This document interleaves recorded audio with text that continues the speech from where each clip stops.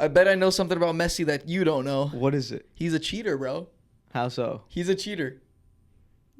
I'm aware.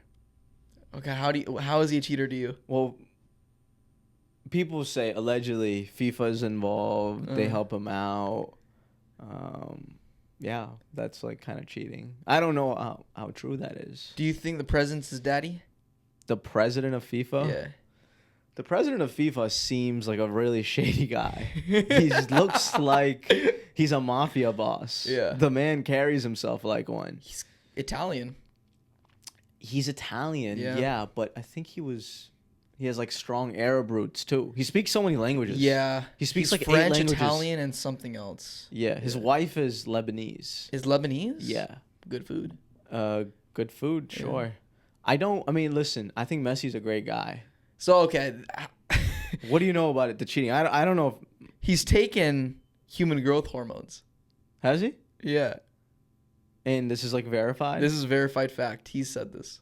He's taken... What does that mean? Human growth hormones. So, human growth hormones basically make you grow taller and stronger physically. And what are the side effects? You get large. You get much larger. But he's like small. He's I like know. 5'6", 5'7". So the doctor, when he was 13, told his parents that his adult size would be 4'7" if they don't put him on HGH. That's And so- he's 5'7", but Yeah. so Dude, when he was 13, I'm fucking around, but he was 13. His parents gave him human growth hormones. We wouldn't have Lionel Messi today if his parents said, "No, we're not going to give him." But how's that anything." cheating? I'm fucking around. It's not Yeah. cheating. Yeah. It's So not just took cheating. But a grown- lot of the haters say, "Oh, he took human growth hormones." Brother, he was 13 years old. He was a kid. Yeah. Dude, if you had a kid that was gonna be 4'7", would you first give of all, him? No doctor should be in the business of telling them your kid is gonna be 4'7". We wouldn't have Messi, bro. That's a lie, though. Like It's the not a doctor was lie. lying to them. It's How does he not predict lying. that? I don't know, but he was I- tiny. no, he was no, a no. tiny guy, bro. Listen, bro. When doctors predict height, it's a fraud. My doctor told me, Yeah. looked at me straight in the face and be like, "Your son told my mother is not gonna be more than 5'5", and he devastated me. And I was like, "What are you talking?" I was so depressed. How often do you think about that? Not anymore. At the Years ago. time when I was like young, I'm screwed.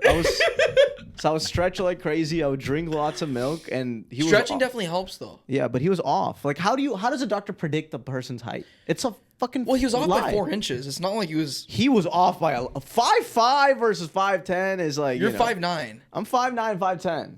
I'm in that mix. It's like you Oh, know, yeah. On good days, I can be as tall as 6 Yeah, feet. probably first thing in the morning you're 5'10".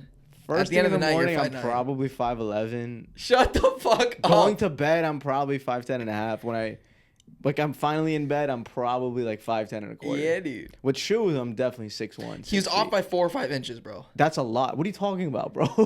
That's not like That's crazy. drastic. That's right. A 5'5" guy versus a 5'10" guy. 5'9". 5'10". 5'9". I don't know. Where Let's you're not coming up with- exaggerate here. I don't know where you're coming up with the 5'9". Anywhere I go, people are like, "You're at least 5'11". I'm Because your serious. body proportions are good. So I'm 5'11". You're 5'9". I'm not 5'9". I'm 5'11". I guess the perception is what matters. But first Perception of all, is what matters. Like Yeah, if I were to 100%. say I'm 5'11", nobody would be like, "You're a liar." They'd be like, "You know what? You're right." somebody also told us that we're the same height. Nobody's ever said that. Who? Yes. Who said Remember that? Andusa's Victoria? Oh. She was like, "Yeah, you guys are the same height. No, you guys I look was the like, same." hold on a second. We're not the same height. That was the best, bro. That was that moment I think about every day. They were not the same height. How could she say that? Girls are horrible at telling height. That was, bro. She had seen us for weeks, fucking standing next to each other. That's We're clearly not the same height. first of all, I've It gotten was taller. hilarious. I've gotten taller since then. So You have that's- definitely not gotten taller. I think since I've gotten then. taller. I think since 2023, I've That is probably cap. gained an inch and a half. That is so cap. So I was 5'10". I'm probably 5'11" and a half. But to be an honest guy, I'm saying I'm 5'10". Just to be honest. To be honest, you're 5'9". I'm not 5'9". There's like nobody would look at me. And Bro, if a doctor told you your son was gonna be 4'7", would you give him human growth hormones? no, because the doctor's a liar. Oh my god. How's he coming up with that? You literally want to kill your child, bro. I wanna kill if future you're Messi. If you dude, that's insane. We wouldn't have Messi right now if you didn't take HGH. You if you're successful, you don't want to give your kids a good life. You don't want to take them to nice games. You don't want to give them good food. Oh. You don't want to give them a nice car. Here's what You don't want them to be tall. You want to be this ultimate figure to your kid. That's what you want. I want bro. to be Logan Roy from Succession.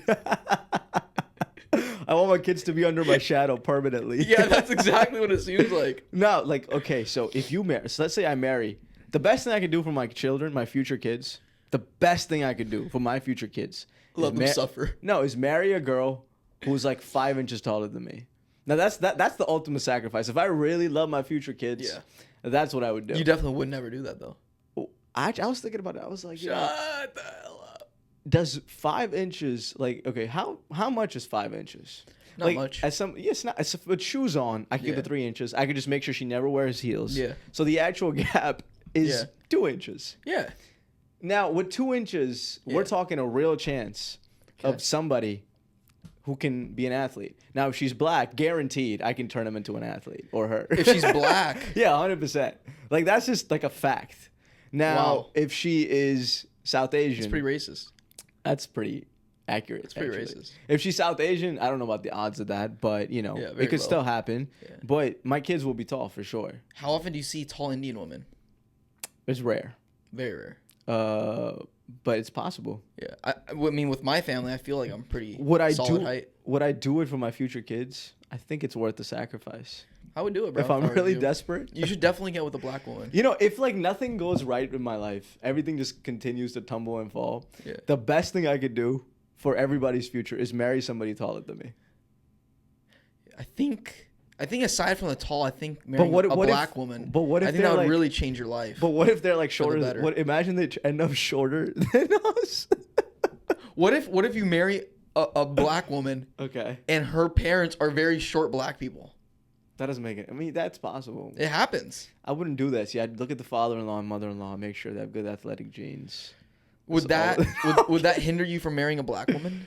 A short? No, a black. Period. Any woman. Well, you made it a race thing by saying a black person. I said the so. odds of them becoming an athlete go higher. Yes, it's just like if anybody wants to debate me on that, let's debate. Like, it's a fact.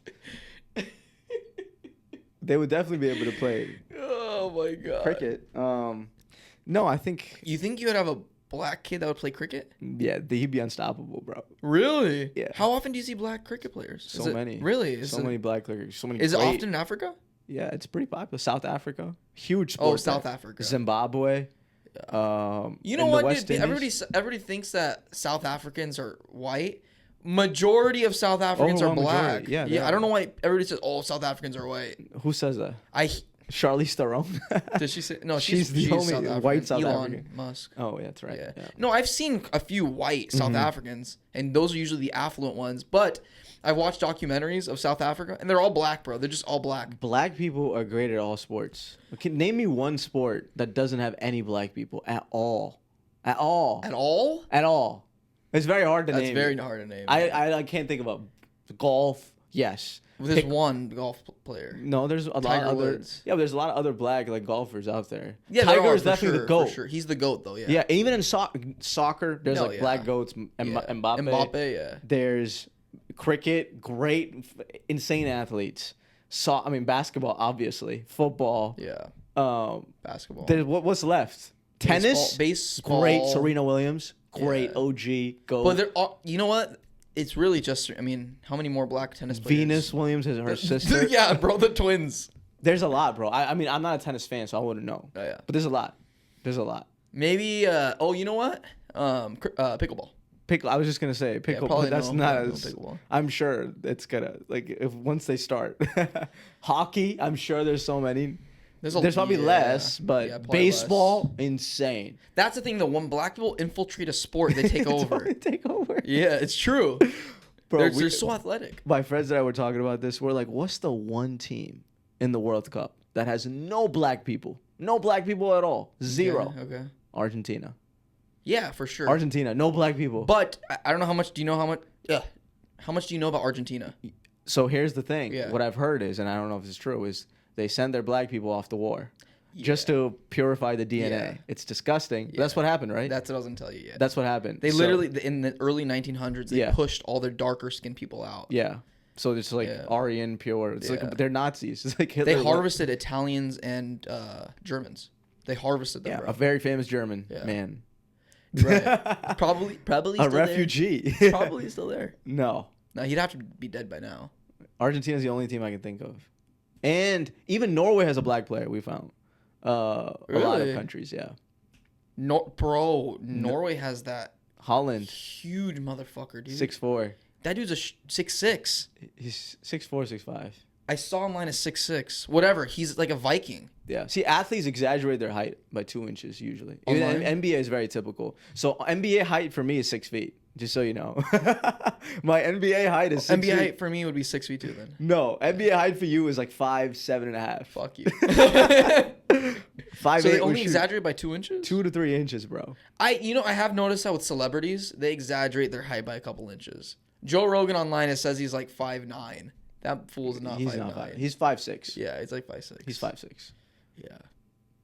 So You that see- happens a lot. Yeah, with I think it athletes. happens a lot with Holland okay. eats 6,000 calories a day. Does he really? Yeah, which is looking. There's a news report they were doing on him, and he was walking through like his diet and stuff. A lot of steak, eggs, coffee, honey. Wow. He's huge, dude. He's a Viking. Yeah, he's literally a modern day Viking, bro. You know what? They are goal? Vikings. They are the Vikings, yeah. You know which goal astonished me the most? I don't know who they were playing, but he dropped the ball, did a flip, and then from his back kicked the ball up with the bottom of his feet Sure. and made a goal. Yeah, like a bicycle kick. It's not even a bicycle kick. He literally fell backwards, fell on his back, pushed for the viewers. He pushed his legs upwards. Yeah. Like this. So the bottom of his feet Yeah. kicked the ball. Sure. It went up over the goalie and into the goal. He's a great athlete. It's unbelievable. I've never seen anything like that in my life. He's a great athlete, and he's a humble guy. It seems. I think that's harder than a bicycle kick because bicycle there's some control. You have to be a freak athlete to be a soccer player. You can't be a normal athlete. Yeah. Look at how much their body endures, bro. When they fall, a lot of times they're flopping, bro. Yeah. But I've had cleats like hit me. That shit is painful. Yeah, it hurts. You immediately go down. But they wear shin guards. Yeah, but even, bro, they're not wearing anything here on their quads. How often is a cleat hitting your thigh? It happens a lot, bro, in soccer. I'm It seeing happens, them. but- They're hitting their. Okay, so the shin guard protects this area. Yeah. And I'm sure they wear something for their calves. But like right here on their knees, they're getting kicked all the time. Yeah, the knee would hurt. My sister was just telling me early in Neymar's career, somebody kicked him in his back and it stress fractured his vertebrae, which affected the rest of his career. Really? Yeah. Accidents happen in soccer, But bro. he still is one of the best too. He's retired at 34. He Just played retired. this. Didn't Yeah, he but play? he just retired Yeah, after. Yeah. What, from the Brazilian team, I From guess? the Brazilian team. Yeah. But he did play in this World Cup. Barely. Yeah. Well, Very. he just wanted to be able to say, "Hey, I played in the 2026 World Cup." He scored a goal in the penalty against That's such Norway. a weird. There was a goalie too. I forgot in Mexico. I believe Mexico, and he retired midway through the World Cup too. I'm like, why are they doing this? He was a great goalie. Why not just hold it off for a month? Bro, it's a World Injury? Cup. They don't want to risk it. Like, if you're not in your elite form, They're gonna use sorry, somebody they're else. gonna use somebody who's better. It's the World Cup. It's life and death. Yeah. Every I mean, 4 years. Messi and Ronaldo are still pretty. Well, Messi Solid. is great. Ronaldo, you could see the wear and tear on his body. He's 41. Yeah, he's an old He was guy. slower on the field. I could Yeah. see it. I love him. I wanted him to win desperately. You prefer Ronaldo over Messi? Yeah, I can relate more to Ronaldo. Why? Like, he's more like loud. He's more like, Loud. yeah, I like loud players. I don't know. I like Why? I don't know. Why can you relate to that? Well, I like players that talk a lot of trash. I like that. Okay. Like in a way that's like Do you do that in cricket? I used to do that a lot. No way. I used to talk so much trash when I played tennis. My entire strategy was just like talking trash. I was a horrible tennis player, but I would literally get in their heads and talk You're so much shitting trash. me. Yeah. And the thing is, I used to. So I'm a sub-average basketball player. Okay. And I try to talk a lot of trash. It never worked. It Never worked in backfired. basketball? It always backfired. Okay. In cricket? Cricket, no. Like, I've learned not to talk trash at all. You're hilarious, bro. But I appreciate players that are like loud. Not Ronaldo doesn't talk trash all the time. Yeah. I'm just saying, like, he's very like He's more vocal. he's more vocal. He's like, yes, let's Yeah. go, let's do this. Or Yeah. Messi is more like behind the scenes, but he's like a lethal, silent assassin. He is. He's like a silent But he's also more egotistical than Ronaldo too. Messi. Yeah. How? I don't know. I've just seen clips. And I it's don't think pretty. so at all. The way I he think treats Messi's fans. humble. Bro, when you're that fan, like that type of a star, there's people like around you. Yeah. He's a global sensation. No I matter where he understand. goes. I know, but if a kid runs up to you, bro, you say what's up. You don't just walk past the kid. How many kids? If fucking thousands of kids are running you up have to you. You have all to, the bro. thousands of kids. My personal belief, if you're at that level, you are their god, bro. Like you have to show them, like, sure. Yeah, you have to. So I'm sure there's been instances. There's so many celebrities that talk about this too, bro. It's like, obviously it's annoying, but I'm at this level. If a kid comes up to me, I gotta take a picture with them. What if he's playing on the field and he comes in the middle? What do you want him to do? Ronaldo's taking a selfie with these kids. Yeah, people are different. Yeah. I think Messi's pretty humble, though. Maybe not a picture, but you can give him a high five. Like, hey, what up, bro? I love the fact that they're both very religious. I love that. I admire that. Even though they're not Muslim. Even though, but hey, Ronaldo before shooting the penalty said Bismillah. Did he really say Bismillah? Swear. I didn't see that. Twice. I saw in the clip. It was nice. He lives in Saudi. Well, it's just Arabic, doesn't necessarily. Yeah, it just means the name of Allah. But I was just like, yeah, let's go. That's good. I love it when religious people excel because we need, I don't care what religion it is, but I love it when McGregor's recently become religious. That's great. Good for him. I love it. We need better religious people too. You're gonna miss the UFC fight tomorrow. McGregor's fighting. I heard. Yeah, it's gonna be good. He's old though. He's done. Who's he fighting? Max Holloway. They're 3-year difference. 37, 34.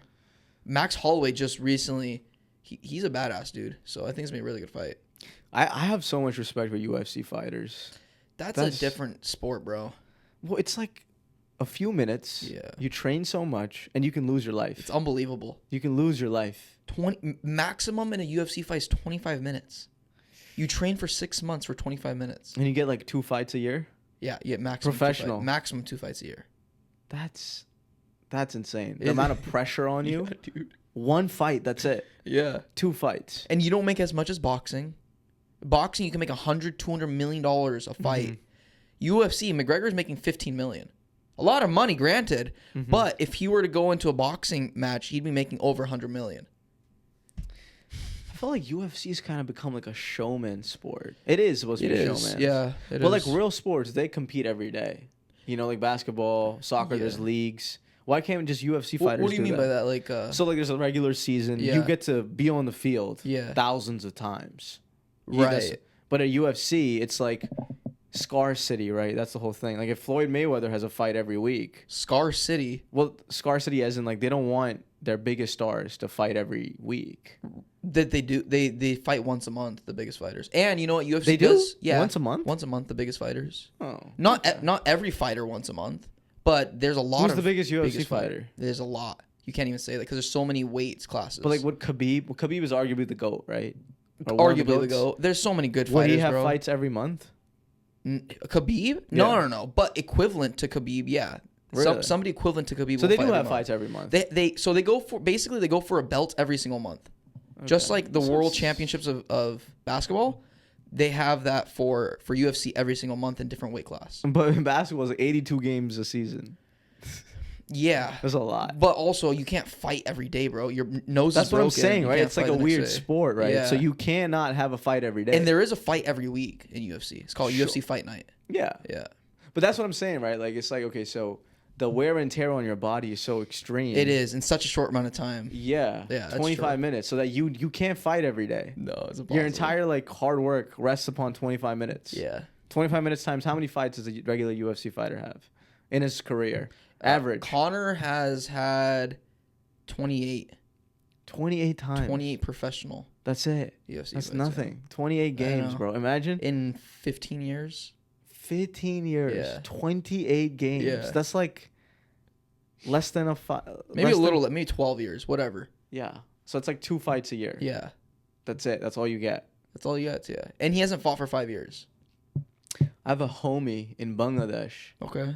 Plays cricket. He quit cricket, and he's been training to be a boxer for the last 2 years. Really? He's doing amateur boxing. I just saw him. It's cool. That's great. Like he's actually pursuing it. That's cool. He trains like crazy. How do you have a Bengali friend? Huh? How do you have a Bengali friend? I met him at a cricket game. Is that right? Yeah. 2 years ago. Well, he was like 2 years ago. He played like kind of in the ranks of pros, like as a young kid. Cricket. Wow. And then he just got frustrated by it. He still wants to play. Okay. But yeah, he's boxing. I just saw like his amateur fight he won in Bangladesh. It was he was already like sub-professional level.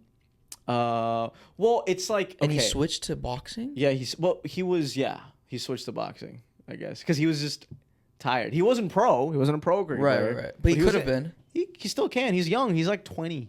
No, he's 19 or 20. Yeah. And he's that good at cricket? He's pretty good. Okay, he's not. I love the guy. He's good. He's good. Okay. He's not great. He's not great. He's good. He's Yeah. good. He's good for his age. He's a good cricket player for a 20-year-old. Yeah, solid. Batsman. Is he better than you? Not at bowling. No, he's a batsman. He's a batsman. Yeah. So you can't be a bowler Says and a he's all batsman. round. No, you can. He can be an all rounder. Right? Okay. Yeah. His But- bowling is not as fast because he's a young kid. But, Really? you know, So you're faster than... Oh, Yeah. he's not a bowler. yeah, he's not. That's not his strength. Got it. His strength is Would batting. he bowl, though? Yeah, he bowls. Does every player bowl? No. No. They can, Okay. but not every bowler, like not every batsman bowls ever in a game. You know what I'm saying? Got it. But Yeah, every just like in bowler gets to baseball. bat. Every bowler has to Yeah, bat. that makes sense. Like a pitcher. Exactly. Yeah, okay. Exactly. Not everybody pitches though, right? Not everybody pitches. Exactly. Yeah. Same thing. And there are people on the field, right? Of course. Okay, Everybody so has to field. outfieldsmen. Everybody has to field. Okay. Nobody gets like said. Yeah. So sometimes you're in the outfield. all the time. Oh, so you're not always 16 pitching. No, I'm pitching like a quarter of the game. Oh. What's 4 divided by 20? Yeah, like Yeah. 20%. Well, 20%. If I get 4 overs, yeah. I'm only pitching 20% of the game. What the fuck? I'm so fielding. 80% you're on the field. Yeah, I'm fielding. That's what. Yeah. But you prefer bowling, obviously. Well, yeah, but fielding is non-negotiable. Like, what am I gonna Right. do? Just sit out? You can't sub out. Do you catch the balls often? Sure. Really? I drop sometimes. I drop catches sometimes. Yeah, because I'm sure it happens. hurts. You get used to it. It You doesn't never. hurt at this point. It does hurt, bro. I I'm sure dislocated that's a my hard finger. Look at it, ball. it's still tilted. The finger that got Yeah. dislocated. It hurts. insane. Yeah, it's pretty painful. That's probably the hardest aspect of cricket is like when the ball goes up high. Yeah. And you have to catch it with your bare Right. hands. It's pretty painful. What about when the sun's in your eye? That It's- must be a bitch. I've gotten like sunglasses. Oh, now. for that? Yeah, Okay. it helps. That It's hard. helps. Cricket is hard. Wow. Yeah. That is brutal. But honestly, the hardest sports in the world, if I had to rank them, number one, after watching soccer so carefully, I think it's a tie between soccer and UFC. Soccer and UFC? Because the wear and tear that soccer takes in your body. Okay, soccer, UFC, and like football, I would say. If you're like, a running back or like That's a good one. wide receiver or offensive Like, lineman. how often are you getting hit? That's the real question, dude. Bro, but if you're an offensive lineman, come on, bro. No, You're like yeah. literally I like think that's tougher than your UFC, back is no. I think so. If 'Cause you're a you- lineman, bro, Okay, you're 100% going to get some sort of CTE. 100%, dude. athletically. Let's do it. You don't have to be athletic. You To just be have to a be linesman? big. You can be athletic. You gotta really? be strong, dude. Strong, but Yeah. not as athletic or springy, right? No, not springy. Yeah, you're right. Soccer, you have to be springy. Yeah, yeah. You gotta be able to springy. jump. Right. Same with UFC, I'm assuming. I don't know anything about UFC. Do you have to be athletic? Very athletic. Yeah. Yeah. I thought you were saying in terms of like how they get hurt. Oh, like injury prone? Injury prone. Bro, boxing too. Yeah. CTE, But not nearly they're as much as UFC. Yeah. Injury prone? Yeah, soccer is very injury prone. Yeah. Insane. Overextending. UFC, football. Basketball too. Basketball is a secondary. But honestly, bro. Really? They don't get injured often? Okay, basketball is a 48-minute game. Okay? 48-minute game. Really? 48 minutes? 12-minute quarters. Yes, in the NBA. 4 quarters, 12 minutes each. Sorry. I thought 15 minutes. 15 Yeah, minutes. 15 Sorry. minutes. What am I saying? 15-minute quarters. Uh-huh. No, it's not. It's 12. Are you I'm sure? right. 100%. Yeah. You can fact check me on that. Yeah, 48-minute game. Okay. In college, it's 20-minute halves. 2 halves, 20 minutes. Okay. 40 minutes. But it's 48 Soccer, minutes. yeah. And how many timeout breaks do you get in basketball? A ton. So 4 timeouts Right. plus every quarter. And the court is so much smaller than a soccer field. Yeah, bro. An average soccer player runs 8 miles during the 90 minutes. Wow. Bro, 8 miles divided by 90. That's a 10-minute, That's 11-minute pace. Yeah, that's insane. That's insanity. Yeah. Not the average soccer player. I Like a mean, midfielder, probably. A defensive player's not going to. defender still runs too, bro. They're running at least 3 to 4 But they're miles. not. Yeah, They're probably about right. half, yeah. That's still a lot, dude. Yeah. Basketball players are not. They're getting so many breaks. Yeah, that's true. That's a good point. But you don't think they're getting injured often? I thought They basketball get players- injured. They get injured. Uh-huh. But it's not as injury prone as soccer or UFC. No way. Well, yeah, UFC, you're breaking something every fight. I could never do that. I just can't. It's like a different type of mentality Yeah. for every sport. Yeah. You know what, dude? I think UFC, it's more like I'm a man's man, right? I think because at the basic level of all anger is brutality, right? Just like physical harm. Yeah. And I think that's what it is. They're just like the man's man, and how they grew up or whatever. That's how they show that they are. I'm not into like physical contact sports. I don't even know what it takes to like prepare or train. Like I don't even know like if I were to have a fight with somebody, what am I thinking? Because I'm so used to thinking about the ball or like the way I'm gonna run. You think more technique. Than yeah. I'm not thinking about like holy shit. That's the hard thing. Beat up this guy. Yeah, I think that's the hard thing about like MMA. Like when I would do it, it's like you have to balance being able to have technique, but also being able to persevere. Right? Because when you want to persevere, it's easy to persevere when you get angry because you see red, right? And so you can just push through. But to be able to see red and have technique at the same time, that takes muscle memory. And that just practice. But your job is to physically destroy the other person. Hurt somebody. You want them to break something. Yeah. You know what? Let's be fair. I don't know if you want them to break something. I think you're willing to break something if they don't give up, because you can tap, right? In UFC, you can tap. Yeah. Of course. So, for example, right, this guy, Ilya Topuria, he's a badass fighter, but he'll continuously punch to the liver. And that's his fucking move. He'll do uppercuts, his left uppercut to the liver.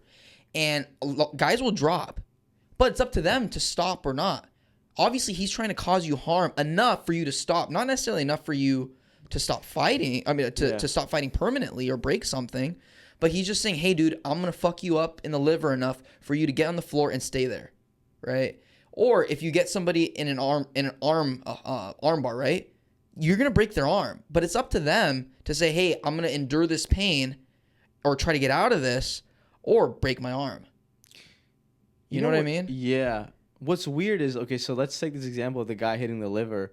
I just thought about the feeling when somebody punches you, right? Yeah. It's like your body, like, it's like aching. And like in regular sports, in basketball, soccer, we stop when something is like aching or like hurting. Immediately. Yeah. But in UFC, you got to keep going. Yeah. So you don't even know what's messed up. Yeah. You can't. You have to like embrace it, absorb the pains, and just like keep going, which is, damn, that's completely different. You know what the craziest thing is when you're when you're fighting, you don't necessarily feel it. Like I remember when I would get punched in the face or the head, I wouldn't feel it in the moment at all because you get adrenaline, right? But when I would get hit in the solar plex, right here, core, right under your ribcage, the solar plex, immediately, I would feel it immediately, right? Yeah. Even liver, like you don't necessarily feel it on the first shot, but when it keeps happening, you're gonna feel it. Same thing in the temple, whatever, right? Eventually, but you don't necessarily feel all the shots in the moment, except the solar plex, dude. That's the one place I've gone punched and I'm like, or kicked, I mean, and I'm like, God damn, that got me. Literally winded me, bro. A girl, I remember I've gotten hit there a lot, but I remember specifically because I was low key embarrassed because I was fighting this girl. She was like, I was like 15 and she was probably 20 something, and I was like, I'm gonna take it easy on her, and I still did.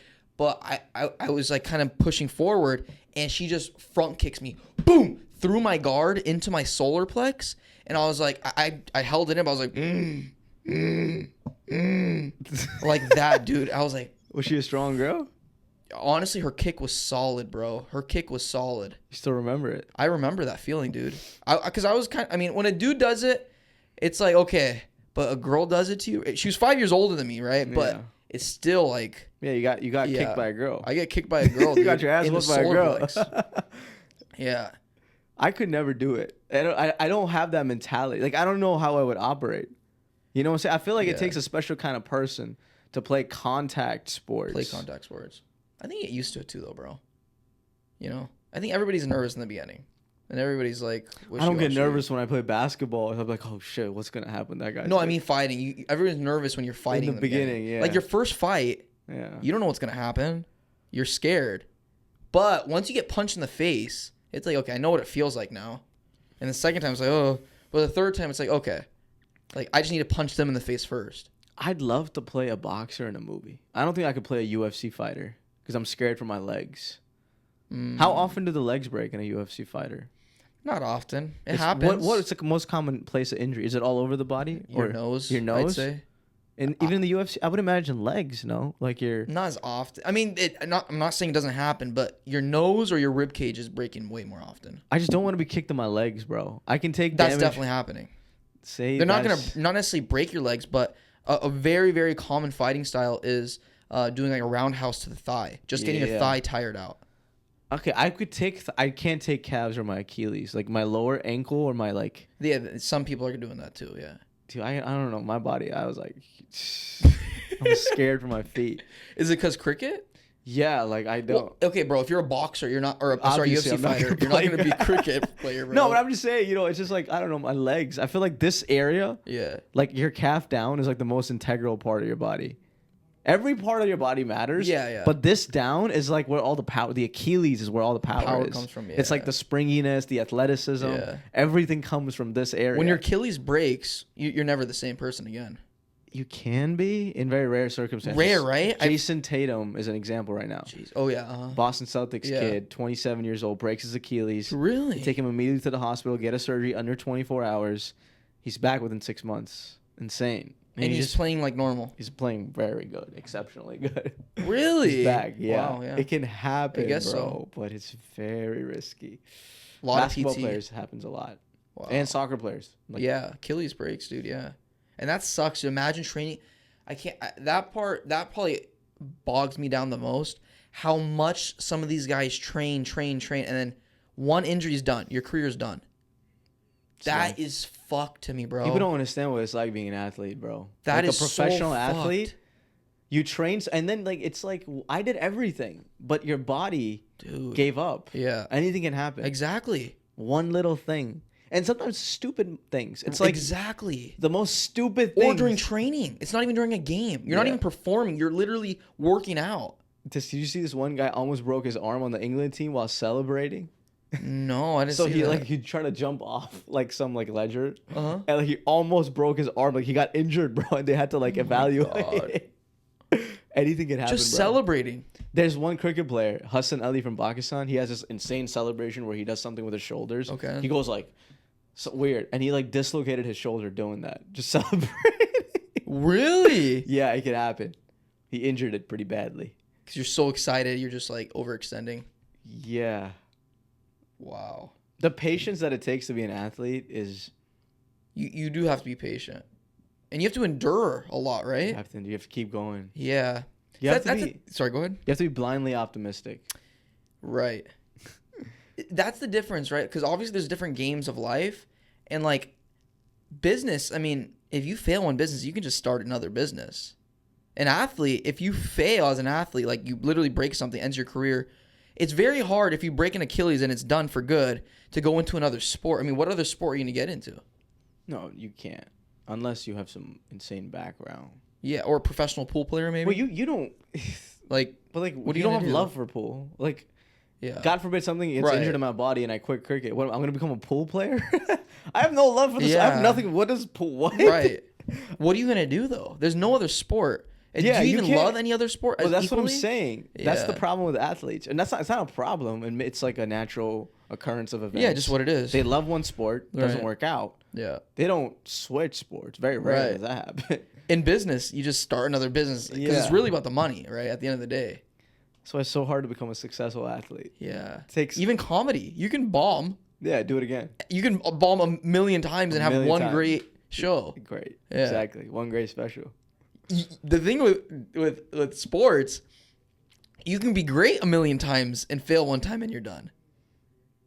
And you can't people- fail a million times and be great one time and you're done. And people will remember you for the rest For of your that. career. Yeah. There's a player, Reggie Miller, Indiana Pacers, one of the greatest shooting guards of all time. Never won an NBA championship. And it still like hurts him. Like he wakes up sometimes and he's like, we He's could have hurting. won because he got really close. He got really close in the dude. finals. I don't want that, bro. That's so much anxiety, dude.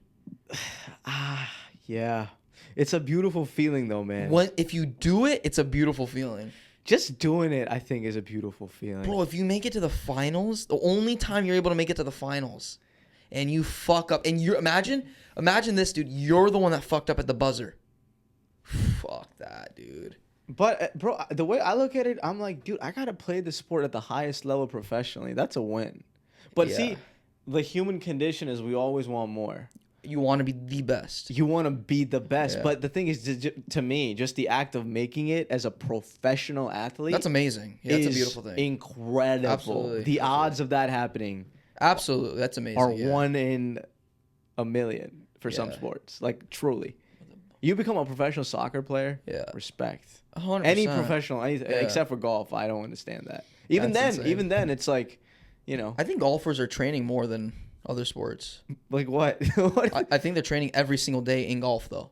Like other sports, you're not necessarily playing Because there's not that much wear and tear, right? But golf, every single day, you're putting in 6 hours. So, yo, how is Tiger Woods getting injured? I was looking up Tiger Woods He's injuries. old now, dude. No, but he got injured in his 30s or something. Something happened, Bro, right? back injury is the most prone thing in golf. So how can people prevent that? Just stretch, exercise? You really can't, because think about it. You're swinging every time, right? And so when you're swinging, where's the hinge at? It's your lower back. Yeah. So- I see. Naturally, your back is going to deteriorate if you play golf. It's just going to happen because you're putting so much force into that swing. Your back deteriorates. It eats at your cartilage every single time. It's the same thing with cricket, but it's like all over when you, especially for bowling. Your entire body. Yeah. It's like your entire Yeah. body is like slowly like losing. Is it your lower back? Did your lower? Not really, right? Right now, I It's mean, more your shoulders. in the last 2 years, I have experienced pains in all parts of my body, like especially right here, your groin? Insane, bro, pain. Inner thighs, outer thighs, hips. Are you sure you're not doing something else? No, it's not something else. I wish it was. I wish I was getting tired from something. It's hips, inner thighs, outer thighs, shoulder, Achilles, calves, quads, That makes sense. hamstrings, like every body part. Your entire leg makes sense. Everything, my entire body, except for my abs. Never Doesn't hurt. really. Because Your chest? No. No. Oh no, yeah, this Yeah? part right here. This. Really? Yeah, because I'm doing this right. Wow. Oh yeah, true. But that's technically a part of your shoulder. Even my neck hurts. Oh my god. your bro. traps, I'm sure. Traps not, because my traps are. I did a lot of upper body. I've been doing upper body a lot. Your traps don't get sore ever. Not that much. Wow, interesting. This rotator cuff on Yeah. my left shoulder has been hurting a lot. I believe it. I'm And you're not even concerned. throwing with that arm No, but this is what I'm using the most, because all the for weight distribution. in cricket, all the speed, Yeah. even in baseball, comes from your non-bowling arm. So if you get this arm out of the way, right, as fast Yeah. as possible, obviously your right arm swings faster. Right. So it's all about boom. So It's the weight this shoulder distribution. Yeah, absorbs the wow. most pressure. Even That in makes baseball, sense. it's like when you're pitching, right? Yeah. You get this arm out of the way, and then you swing. Right. That's where the speed comes from. That's interesting. But I'm grateful for playing. I was just thinking about this. God forbid, like something happens in cricket and things go south. I was like, I can either be really depressed or be grateful that, one, I never trained legs ever in my life, bro. I never trained like an athlete. I never did any plyometrics. All I did was upper body and cardio. Right. Like now, all of my muscles at least are like stronger objectively. You know what I'm saying? So if cricket doesn't go well, at least your legs are bigger. No, not just that. It's like the mentality of playing a sport consistently changes you as a person. Like, I think it makes you more resilient. Yeah. Because you're like, fast bowling is, I think, one of the hardest things in the world to do. And when you improve and get better at it, you feel like you can do anything. Right. Because in the beginning, it seems so impossible.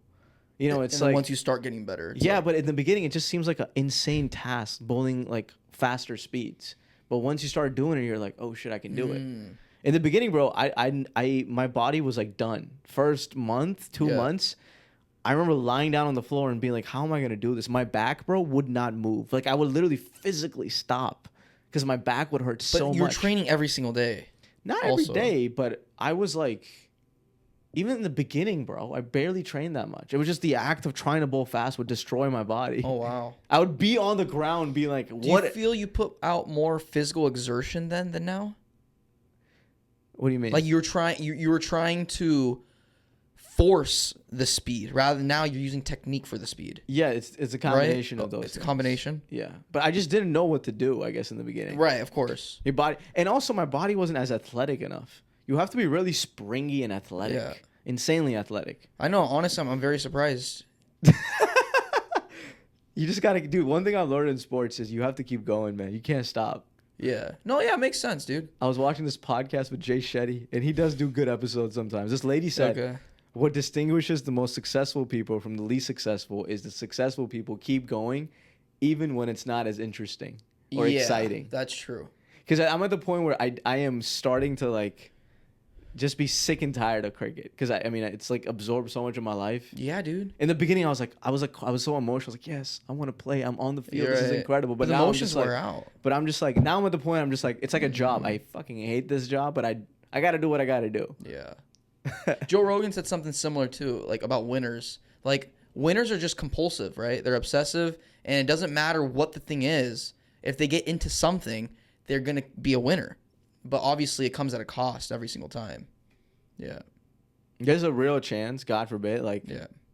my knees will be done by like 40, but not if I take care of myself. No, I mean, Bro, Tom Brady talks about this. The Yeah. only reason why he was able to survive for so long, and what people say quarterback is like the easiest position in football athletically. They do I say that, disagree. yeah. I disagree, bro. You're chucking a ball 100 yards sometimes, throwing Yeah. Hail Marys. The amount of like pressure your shoulder takes. 100%. That is insane. Very athletic. It's insane. But, The people that compared move- to other positions, I know, it is the bro. least. I think it's the hardest position. in It's the football. hardest, but it's the least physically intensive. But it's mentally. No, I think it's intensive, bro. Okay, but name something that's less physically intensive. Kicking in football, 100%, bro. Come on. Oh, okay, I didn't think about Objectively. that. I guess being a punter. Punter, come on. I guess being a punter, being a punter, but not special. Okay, special teams. besides special teams, bro. Because special teams, obviously. Can I be honest? Yeah. A cornerback. Okay. I would say if you're like a smart cornerback, you won't get hit as much. Quarterback or cornerback? Corner. Cornerback, okay. Or am I tripping? Again, I'm not You're a football definitely expert, gonna get hit. I think you're gonna get hit more than a quarterback. but not as much as like a lineman or like No. a receiver or running back. Running back's insane. Running back, I dude. gotta give it. Yeah. Obviously, That is a most tough gig. athletic position in football. And also quarterbacks, aside from special teams, but quarterbacks, they're the ones that last the longest. Because they're objectively. protected. Yeah. They have it's the only It's literally a war. They're the They general. got the army protected. They Them. It's do. like they're slaves. Yeah. The offensive lineman is your slaves. Fuck, that's fucked up. It's true. But it's true, yeah. They're sacrificing their body for you, Tom For Brady. them, yeah. That's what happens. Like you're fat for a reason. As an offensive line, you have to be I fat. know. You have to be fat. You And have to be objectively overweight, right? Yeah. 100%. You Over can't 300 be like pounds. skinny. 350. You can't be me. I would get destroyed. Yeah. Oh my No God. way, dude. Yeah. That's so sad, huh? Yeah. Yeah, that's pretty sad, actually. It's pretty. I don't know And why. you know the saddest part is a lot of these people do it for the glory, but it's like nobody's ever gonna know a lot of these linemen's names. There's famous linemen. There are some. I get Micah Parsons. He's a badass, but he's a monster. He'll take on two dudes at once. How many of these linemen are taking on two dudes at once? I don't think you should do sports. You hit on a good point for the glory. Otherwise, you'll always be disappointed. Right. You gotta do it for the love of it. You got to do it. If you truly love a sport and you actually want to get better at it, just do that. The rest will follow. Yeah. If you do it for the glory, man, will never be happy. That's a really dark path. And that's going to affect your performance because you'll be like, this guy's more famous than me. Yeah. Imagine being Ronaldo's teammate. I think being an athlete, bro, is a dark path in general. I do think so, man. It's definitely one of the hardest things in the world to do. It's so dark because there's days where you do exceptionally well. And there's days where you fail so miserably, you're just like, how am I going to get through this? Also, your whole life, it's not just your work. It's your entire life changes, right? Entire life. Like you can, like in business, yeah, a lot of times if you want to be uber successful, but that's the thing, right? Are you talking about being an athlete or the best athlete, right? Are you talking about being a businessman or the best businessman? Even just a professional athlete. It's very hard. It definitely affects your life. But being a businessman, that's my point. Just being a businessman, you can balance it. You can definitely balance it. You can definitely travel still. And as an athlete, you can balance it too because you have a lot of free time. you think so? A lot of free time. A lot of athletes. You have no free time, and you're not even professional yet. But yeah, because I'm doing so many other things. So if you didn't work, If I was just a professional athlete, if my job Yeah. was playing professional cricket, Yeah. I would have a considerable amount of free time. you think so? I would train, as a fast bowler. I should not be training every day in terms of playing cricket. I should be doing Right. other things. You were telling me that. So I'm yeah. training 3 times a week. Let's say fast bowling, that's 3 hours a day. 3 times, 9 hours. Mm-hmm. Rest of the times I'm in the gym or sprinting, right? 2 sprinting sessions a week. That's like what? An hour. Okay. The rest, I'm in the gym 3 to 4 times a week. Let's say 3 hours, right? Yeah. We're talking 30 hours a week.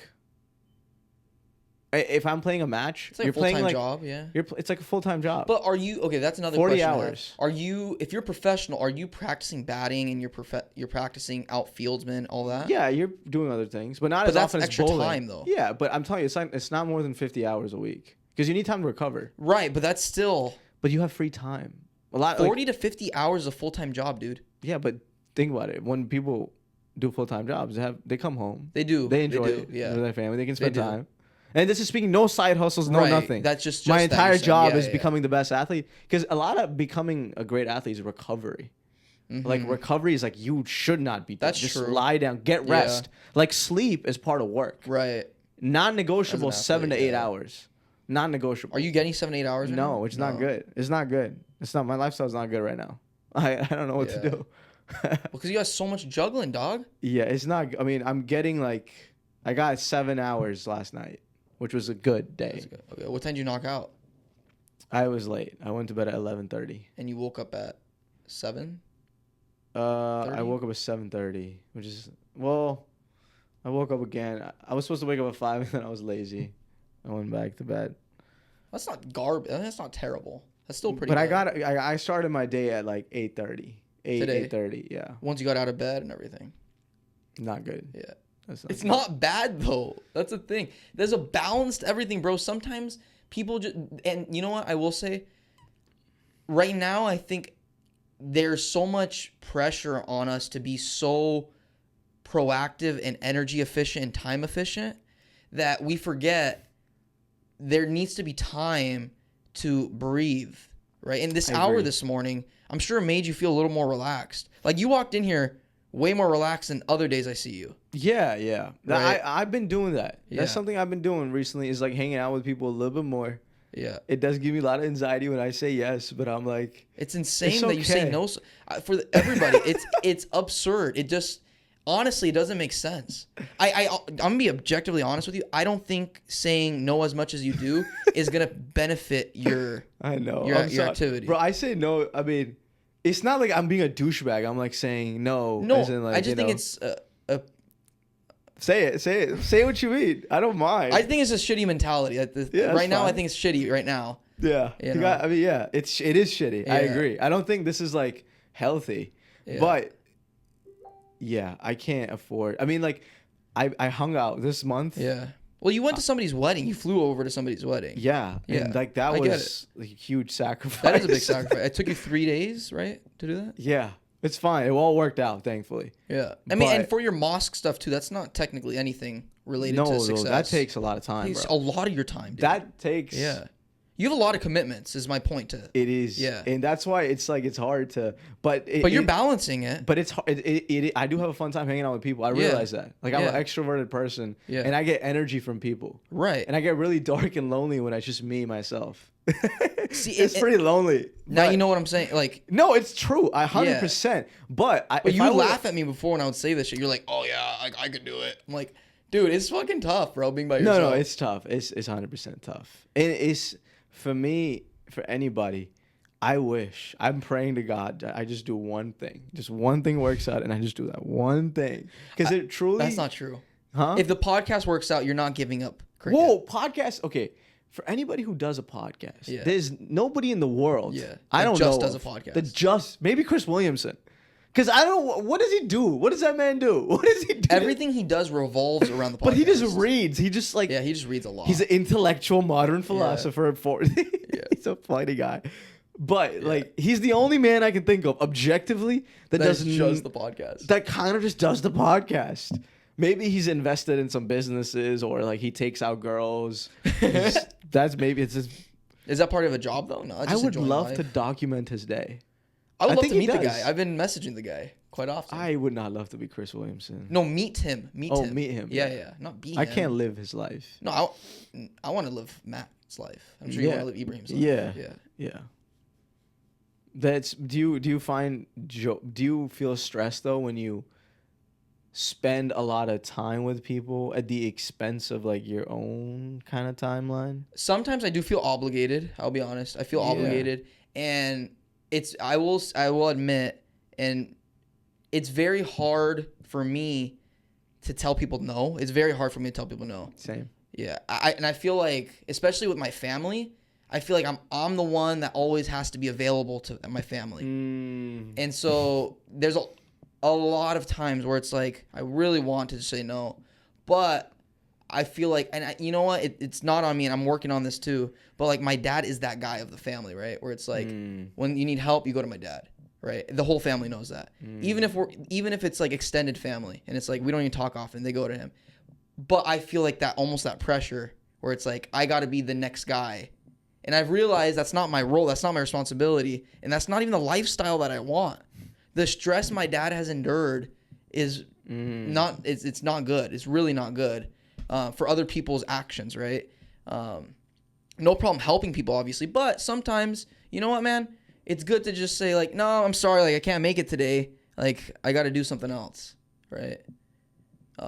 But I will say when it comes to like the warehouse or the podcast, I definitely move family stuff around. Or there's a lot of times with the warehouse. I mean, this happens so much, dude. Where I'll be at dinner or at lunch, customer coming, I gotta go, and that's just I dip out, you know. But that's the lifestyle, right? There's a lot of time freedom too. It's easy for me to say no to some people. It is easy for you. Yeah, but for some people, it's harder because I'm like my sisters. I'm Yeah. like, oh my god. It's your sisters, dude. Yeah. And I mean, one of them lives so far away. Right. Or, yeah, but I guess your mind kind of juggles what's a priority. Priorities were not. Yeah. Yeah. I'll be honest. It's hard for me to say no to anybody. Like anybody? Like it's I think it's a problem probably because I don't know what it is. I feel obligated. Yeah, I get you 100%. I'm still the same way. But for like good friends that I have, like for Yeah. you, it's easy for me to say no to you because I know you're not gonna mind. No, you I mean, understand. I mind, but I'm not gonna diss Like- you back. Yeah. like if I yeah. definitely, when I saw that though, I was like, fuck this guy, and I put my phone down. I'm not gonna lie, but Yeah. Yeah. yeah. I was like, that was an easy no. I didn't even think I about know, that. you're like, I was like, can't. no. You're I like, was like, no. can't. Can't. That was easy. I was like, no, I'm not going to the I was like, this movies motherfucker. with you. Yeah. We've gone to the movie. I don't think. Yeah, it's I been don't a long know if time. we've been to There's the been movies a- together. Oh, we Tenet. have. Oh yeah, we have Tenet, Bones, and all. There's been a lot of movies we watched. We watched that one movie with Chris Hemsworth where he was an Afghanistan war veteran or like a war 12 person. Strong. Yeah. Oh, we watched that together. Yeah, me, Oh, you, and shoot. Jenish. Oh yeah, we used to watch a lot of movies together back in the day. We watched some stuff. back in the day. Back in the day. Yeah. Yeah. When Jenish was around. But dude, something I'm realizing. Hold on real quick. I think Jenish changed everything, bro. I think your personality completely changed Why? and your priorities changed when Jenish left. Why? What do you mean Jenish left? Yeah, I think when Jenish left, you just changed, man. No, even when Jenish was here, Before San Diego. I don't think I was always I don't know. No, I'm not saying always available, Yeah. but you're definitely more Open to just hanging out, I think. I'm not even saying obviously college time everybody was available. I would say yeah, you're right. Yeah. 2 years ago, that's when That's when Jenish cricket left, and that's when started. cricket Yeah. started. I'm joking with you, but it is Yeah. ironic, right? I will say the life, like, okay, so 2022 to 2024, I was mainly kind of like in the film zone, like kind of writing a lot. Right. And that type of life is so enjoyable. I'm not going to I lie, know, bro. dude. That type of life is like dopamine. My life was, Constantly. I was a happy person. Yeah. I'm telling you right now, most days I am not a happy person because it's like I'm in feel that. pain. Yeah. I'm in like, Yeah. You're dark- hungry. I'm sure you're hungry all the time. I'm hungry a lot. I Yeah. eat a lot of food. Yeah. And I'm like depressed sometimes too, Yeah. you know. But While like, you're driving, what do you? Okay. oh, that drives me crazy. While dude. you're You don't driving, understand. what is the most common like emotion? Anger. Anger. Like there's been times where I come home and I just slam my car door. I'm just Yeah. like, God, the stupid traffic. Yeah. It's, yeah. But when we were writing, that era was like I peaceful, know. calming. I was excited. I was like, life is fucking beautiful. I would have all these observations. Right. I would journal more. I would have so much time to just think about life. Because everything's in your head, right? And it's okay to romanticize. And that's also the thing. I think both of us like to romanticize. That's just something we like to do. And so when you're romanticizing for a purpose, it's fun. When you're romanticizing for nothing and then something lets you down, it's like, oh fuck, I'm just a fool. Real life I don't know, bro. I think mid-20s, this is the hardest time of my life. This is so confusing. Some days, I think it's gonna get harder, dude. I think it only gets harder. Yeah. Yeah. Yeah. So I do think everybody's like prime or like the peak fulfillment joy era is probably early 20s. Yeah, I think everybody says that though. Early 20s. I think everybody says that. Yeah, and dude. they're right. Yeah. When I was 21, bro, I swear to you, Yeah. I was not worried about a single thing. I was not worried. Okay. I was just looking forward to things. Interesting. I wasn't going to bed stressed about like bills ever. Right. I was just Right. like, wow. Whatever. Yeah. I'm an artist. I was thinking about like characters and Right. movies and like Right. I was never stressed out about anything, bro. I think I was more stressed when I was 20 than I am now. Really? Yeah. Because I graduated 20, right? You graduated 21. Yeah. But when I graduated college, I felt so much weight, dude. Really? Yeah. When I graduated, I felt so much weight. Like, yeah. When I started commercial real estate, there was so much weight to be successful. You know what, man? Before commercial real estate, really the jobs that I actually earned money with, not just like preparing to earn money, was Postmates and then construction work, right? So neither of them, there's not much, there's no force, there's no pressure to do much, right? It's just like, yeah, do your work and you get paid pretty much. But once you get put in a situation like a sales type rep, commercial real estate, where you're dealing with, like you're being a 20-year-old and talking to people of Fortune 500 companies, like that's scary, right? And then not only that, it's like, why, like I'm talking to these Fortune 500 people as if I'm the guy, and I've never made $1 in my fucking life. That's scary. Right? It's scary. And then you go in, you're driving every day, spending money that you don't have to go to the office to try to make money. And you get dude, the life of a sales rep is so discouraging, man, in the beginning. So discouraging. When it's only commission based? When it's only commission based, it's so discouraging, dude. I get it. Especially when it's only commission based and the sales are so far and few. It's like a long sales cycle. Dude, like there's some commercial real estate reps where you only focus on the 1,000, 2,000 square foot buildings, and there's just so many of them. So yeah, you're gonna get deals a lot faster. But when you're focusing only on 100,000 square foot plus buildings, It's hard. there's maybe 200 in LA, and you're fighting against everybody else in Los Angeles that are commercial real estate reps to get these. And it's like, it's hard, dude. That I felt so much pressure. And I also felt so much pressure to be the young, because I went in, like I told the podcast before, like I went in like the hot shot, right? I was like, oh, dude, like I'm 20 years old in the top 4 commercial real estate company. I'm summa cum laude, like nobody's got anything on me. And when I stepped in that ring, I'm like, okay, now I just talked my big game. Now I got to fucking put on the big game, right? Yeah. That's fucking scary too, bro. Because inside, it's like, yeah, I understand what my accolades say, but inside, you're an imposter. You know what I mean? Yeah. And right now, I feel like, and I felt like more financial pressure back then too, because I wasn't making anything. And it's like, hard. okay, it's scary. Not that I had way less bills back then, like almost nothing, right? Now I have. But still, it's like lot, it's not guaranteed. You have no salary. It's all commission. Yeah. That's scary. It's scary, dude. That's very scary. And dude, I remember one of these guys, he was telling me, he was like, how many guys I've seen come in and out of here? No, He's like, that's the the dime a worst thing you dozen. can tell a new person. I was like, fuck, That's the worst thing you can tell a new person. That's what he told me, bro. And I was like, That's not the right thing to tell a new person. I hate when people say Yeah. scare you. It's like, what's the point? and I'm just ranting at this point, saying this next part, but he said his first deal was signed. His first contract was signed after 9 months. So that didn't mean that the deal was closed 9 months, right? And then they thought I wasn't doing enough at month 3 because I didn't get any deals yet in. And I'm like, in my head, I'm like, dude, I'm not enough, right? And years later, I still felt like I'm not enough because of that, dude. You know what's interesting with sales and where I work right now? Oh, yeah. The sales guys, they have a lot of pressure on them. A lot of pressure. Because the thing about sales is there is an objective measurement of success, and it is deals. Yeah. It's literally on the scoreboard how many Right. deals anybody has. It's right there. Yeah. And you can't say anything against it. Right. You can't be like, oh, whoa. Yeah. No, it's numbers. There's 1 no + 1 is bullshitting. 2. You can't bullshit it. Yeah. It's that simple. It is that simple. And it's scary. Yeah. Because, like you said, you want acknowledgement from your peers and your course, boss. You don't want to be the worst guy. Right. You want to be the guy that's getting all the deals. That's getting it done. Yeah. You don't want to be the guy that's like, oh man, like this guy again. Like, Yeah. and it makes you feel like you are less than. 100%. Even though it's not out of your control, but your worth should not be associated with that, you know? You know what, dude? Sometimes, a lot of times too in business, luck is associated, right? Especially the sales guy, it's like calling the right person at the right time. What if somebody picked up the phone? What if? But the thing is, like, for you can call somebody 100 times, and the second call, you get a deal. Yeah. For me, it could be the 98th person. Like, I could be calling in reverse order from you. Yeah. Right? And I get the 98th call. Sure. And you get the second. Exactly. And it's like, okay, well, there's nothing I can do there. Sales is so much persistence too. It is. You have to follow up. You have to be so organized. Yes. You can't give up. So persistent, bro.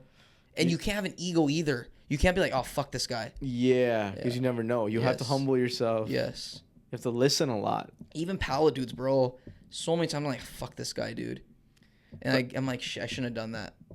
But I find the more time you spend with a potential client on the phone, the higher the likelihood that that person's going to convert, usually. The more time you spend with them on the phone. Or, like, the more rapport you build with them. Oh, yeah, you know, the that's more fact. connection. Right. If your calls are, like, short and, like, just direct, it's like... But you know what, dude? Also, nobody really talks about. It's so uncomfortable turning a cold call into a connection. Because, like, there's a reason you're calling. Yeah. That is a cold call. That's a skill, though. That is a fucking skill. I think it's a skill. And some people who master it do great at sales. They can do amazing. They are the winners, dude. They're the winners in sale. I think it's all about just getting to know the person. Becoming their friend. Yeah. And that's hard. Hey, it is. You don't know who I am, but I'm going to be your friend. I think B2B cold calling is easier. Way easier. That's not even, like, honestly, that's the easiest word to say. B2C cold calling. What's B2C? It's like business to customer. Customer, yeah. Yeah. That's like, why are you calling my home right now, dude? Right? I'm in the gym. Yeah. I'm on my way to work. Why are you calling me? How did you get a hold of my number? Who are you? Exactly, dude. How'd you hear about me? Well, one of the bigger problems right now is pickup rates. I mean, people are not picking up. Nobody's spam. picking up. No. Some people do, older people. True older people that don't understand technology. See, that's the thing, bro. I think the cold calling sales is going to, like, die down in, like, probably 10, 15 years. What do you think it's turning into? It's going to turn into... I don't know what it's going to turn into. Because cold calling is really effective. It is. Email marketing, which I think it's paid ads. Paid ads, probably. I think it's happening. I think it's happened. I think it's in a weird phase right now. Like, what I noticed about paid ads, it's less... The effective paid ads are less in your face about what it is. And it's more of, like, a hook of something you may be interested in. And then the product is divulged, right? I don't think it's like, hey, buy my cricket ball. It's like a guy playing cricket, with looks ball. cool, ball there. Hey, if you want this ball, go down to my website. But, like, real estate businesses, mortgage companies, they'll always have to cold call. Always. Depends, right? If somebody becomes older, like... I prefer to door knock rather than cold call. I would cold call. You'd rather cold call? Door knocking, I honestly don't think it's effective. I built more rapport with door knocking than cold calling. You know what, though, to be completely factual, I've gotten more business done cold calling than door knocking. I think door knocking comes off as desperate. Really? I think so. Oh, interesting. And I've done door knocking, right? Yeah. And I don't think it's efficient. I just don't think it's efficient. It's not efficient. Yeah, you're I right. could call 200 people. Yeah. Whereas I can probably visit, 50 homes? Right, 100%. It's not as efficient. And a cold call is more like, people call for sales. Do you think it's easy? I think it's easier to build rapport when you're seeing them in person. I don't know. I think on a call is fine. Really? Like a real call, I think it's fine. Yeah. Cold calling, I've always been like, I do not like it, dude. It makes me so uncomfortable. Really? I don't mind cold calls at all. Really? I'll call anybody. Yeah. I used to in the beginning. But I don't mind. You cold call right now? No, not right now. But I've cold called people. Like, for politicians, I've cold called, hey, we're having this election. Who are you voting for? Or, like, but they understand why you're calling. Yeah. I guess, have I done cold call sales? Like, cold calling for your fiber network company that you did in high school? I never did cold calls. I did door knocking. Oh, it was all door knocking? All door knocking. And that felt uncomfortable? In the beginning, yeah. Very uncomfortable. But I guess, it would just, I would just get to know them. I think it's also the game, too, right? Because I think if you're trying to put political signs up, that comes off as desperate. But if it's like fiber network, I don't think that's desperate. It's just like, oh, like I'm in the neighborhood already. I still remember the picture. Like, hey, there's some fiber construction going on down the street. I just wanted to let you know about the fiber optics. Your internet's getting better. Exactly. Do you want to take? Yeah. And what would they say? They're like, oh, fiber optics. What's that? Yeah. It was a new thing back then. Yeah, 2018. Yeah. I remember the couple of people that I did get to agree to the AT&T, and then I'd hop them on the service, and I was surprised by like it worked. Yeah, it worked. You know. Well, it's a good. Honestly, fiber optics is a great. It's a great service. It's a great product. Yeah. It's not a bad product.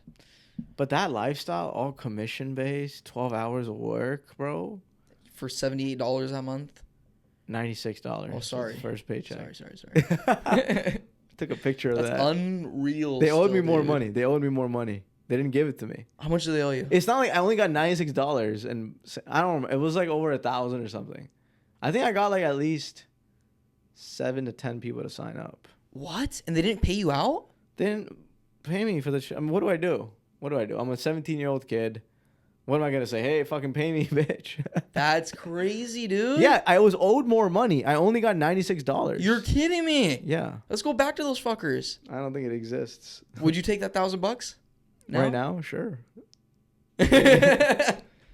That's fucked up, bro. That's honestly so fucked up. I've been thinking about doing sales though, just to see cold calls, because it's like There's I money, think it's bro. like a skill, and I would 100%. enjoy it. It's just talking. Okay, I'll talk.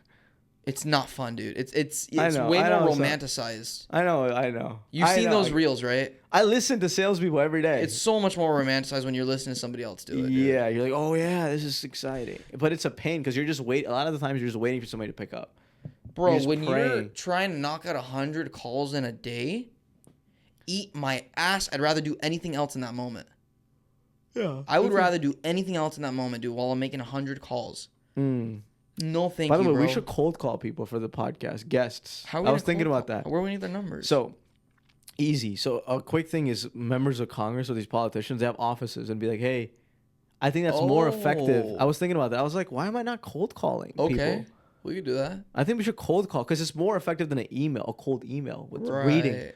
This guy called. Guys, this guy called us. Right. Do you and want to they've go on the never been called about a podcast. Yeah, they're like, okay. Podcasters No, calling I'm telling you, us. we got a cold call, bro. I think it's effective. Think about how many businesses are built on cold calling. Yeah. Cold calling. I know, dude. Almost every business, actually. Where I work right besides now, retail. it's entirely built on cold calls. Right. Cold. Can you That's register that? insane, yeah. That just gives me chills. I'm like, Yeah, it's insane. dude, the entire business model is cold calling people. If all those sales reps walked away one day, the business is done. Well, yeah. Yeah. Well, the CEO would just cold call people. Which he does. He still does it. You're kidding me. Yeah, he still does it. Just on the side. He's pretty good at it. I've kind of learned, bro. Okay, so I learned a lot from him. He's really Okay. good at what he does. Sales, he's good. He's Yeah. great.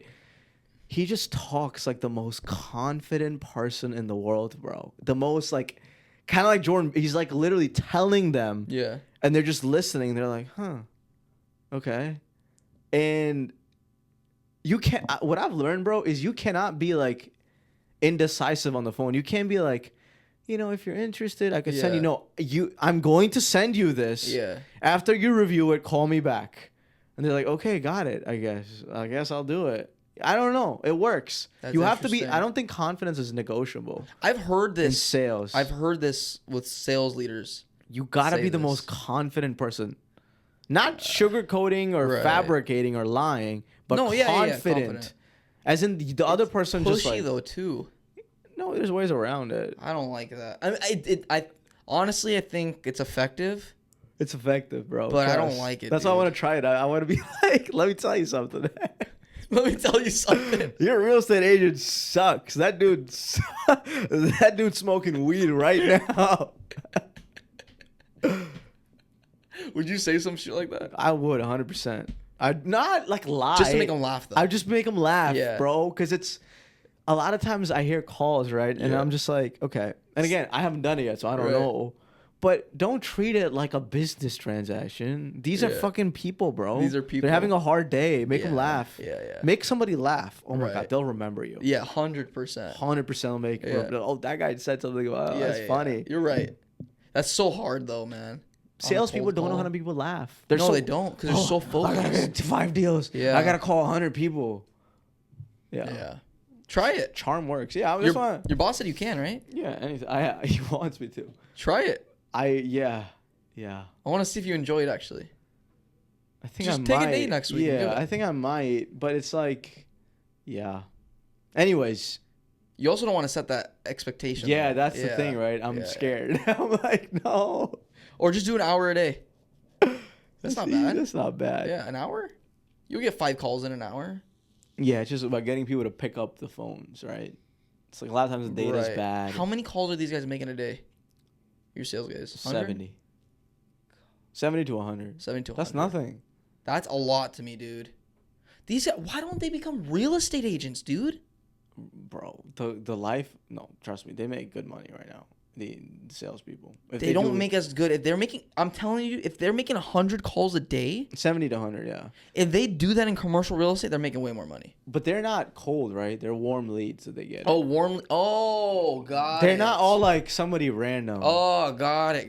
These are already, most of the time, They're it's warm. like warm leads. Okay. Somebody's already talked to them before, which is good.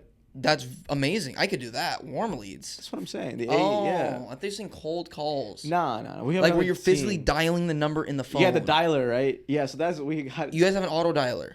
Yeah, we have somebody doing. So we just got. Well, I'll talk offline about Okay. it. But yeah, Wow. sales is interesting. It's Yeah. interesting. It's something that if you're passionate about the product, I guess, if you actually believe in it, and you think it can help people, I think it's enjoyable. It can be. I don't think so. Again, I don't think cold calling is enjoyable. Selling, I think being in front of somebody talking about your stuff, very cool. I don't think cold calling is enjoyable. I just think there's some robots out there that can do that shit well, though. No, we've tested AI dialers. No, not like people that are robots, like emotionless people that are just like Oh. so fucking locked in. Yeah. Like, yeah, dude. There's this guy at the commercial at Collier's. He'd be in there earlier than everybody, young guy, be in there earlier than everybody and later than everybody, and he's just raking in calls, dude. would he Raking in make money? calls. Fuck yeah, he would make money, dude. Yeah. He was there. He got in the same time period that the guy I was working with got in, and this guy was raking in deals, dude. It's a volume game. Volume. But the way he answers calls is like, hey, this is I don't want to say his name. Hey, this is Matt Gutierrez. Yeah, I'm calling. Do you need real estate help? No. Next call. Done, Hey, done. do you need real estate help? No. Do you need real estate help? Just like that. And then if somebody says yes, he calls them because I would be near him, and he'd be like, hey, just checking in. Did you get the email? No? Okay. Like a fucking robot, And he was dude. good at it? He's right now, dude, he kills it, bro. He's a senior VP at a company right now. How old is he? He was 26 or 27 when I was in there. So now he's probably 31. He's an older guy. Yeah. Yeah, I think he was 5 or 6 years older than me. Yeah. Pretty crazy. I think being a sales guy is similar to being an athlete because it's like persistence. You can't stop. Obviously, it's way more harder to be an athlete. If you fail once as a salesman, you can make another call. If you fail once as an athlete. But I'm just saying, like, the concept of persistence and keeping going. Keep going, Yeah. keep going. Don't let it get to you. I think that's everything, though, bro. That's comedy. That's acting. That's artwork. That's everything. Honestly, bro, I'll be honest with you. So easy to be a successful stand-up comedian, bro. Shut up, Honestly. bro. No, it's not. No, it's not. No, it's not. No, I'm seriously, bro. Like, No, the no, amount it's of not. respect that I have for athletes is like, it's the hardest thing in the world to be an athlete, bro. Becoming somebody with a mic on, bro. If you just keep doing it, you will guaranteed to do better. Guaranteed. If you Yes. start comedy, bro, you do it for 10 years every single day. I guarantee you, you'll be amazing at it. It's guaranteed. As long as you're a normal person. You can't be retarded. You can't be retarded. You can't be autistic. You can't be abnormal. If you're a normal dude Yeah. with normal observations, you do comedy 10 years every single day, you will be a good comedian. Guaranteed. In my opinion, guaranteed. Okay. Guaranteed. You do that as a sport, though, not guaranteed at all. For sure. You cannot do that. It's not guaranteed. You're not guaranteed Kevin Hart, though, as a comedian. Sure. Now, that's next level. That's just like, do people even want that? Okay. What are you comparing it then to? Because comedy, it's like you make little money or you make a lot of money. Very, very small amounts of time is there something in the middle. Trust me, bro. It's hard. I'm not denying that it's not hard, but the act of picking up a microphone, Yeah. right? and doing that, making that like your only hustle. Writing, it's not easy. Hard. It's hard being a comedian. Yeah. Comparatively, honestly, bro, I'm telling you right now, if you would have asked me this question 2 years ago, I would have been like, yeah, it's so fucking hard. Oh, it's so hard and scary. Yeah. But now I'm just like it's not even worried, bro. Not worried. I don't. Actor, it's a little different. Okay. Because it's like I just. It's comedian, hard for me to believe, you're bro. in control. You have the power, Matt Gutierrez. Right. Nobody's stopping you from going out to shows or hustling. As an actor, you have no power. Yeah. So I will say it's harder to be a successful actor because you have no power. You have no power. Yeah. It's all auditions, unless you're a writer and filmmaker. Unless a lot of it's luck based. Acting is like genuinely, it is hard. I don't know how you do it. I don't know. I don't know. Like, what is the way? Yeah, we've tried to figure it out for a couple of years. Yeah, it's hard. I mean, you're at the mercy of a stupid fat casting director who couldn't make it themselves. They look at you every day and they're like, "Fuck this guy. Fuck this guy. Fuck you." But they also have that's their job. To say fuck you and pick it's one their person. job, but it's like a casting director. I don't know. I don't like the whole concept. I don't know. What would be a better concept than a casting director? The director just scouts it out himself. This is the most. Sometimes they do, right? A lot of the times they do. But the casting director shows them profiles of people. They already handpick, right? Got it. They already do the first wave. Yeah. Because they know it's a scale. see. It's a scale to be a casting director. I hate these people. It's a scale to be. But they have no idea what they're even. Yeah. Well, yeah. Well, they don't know what's in front of you unless it's in front of you, right? But they're just looking at your profile pic. Headshot. It's like either you fit the role or you don't. Yeah. That's true, though.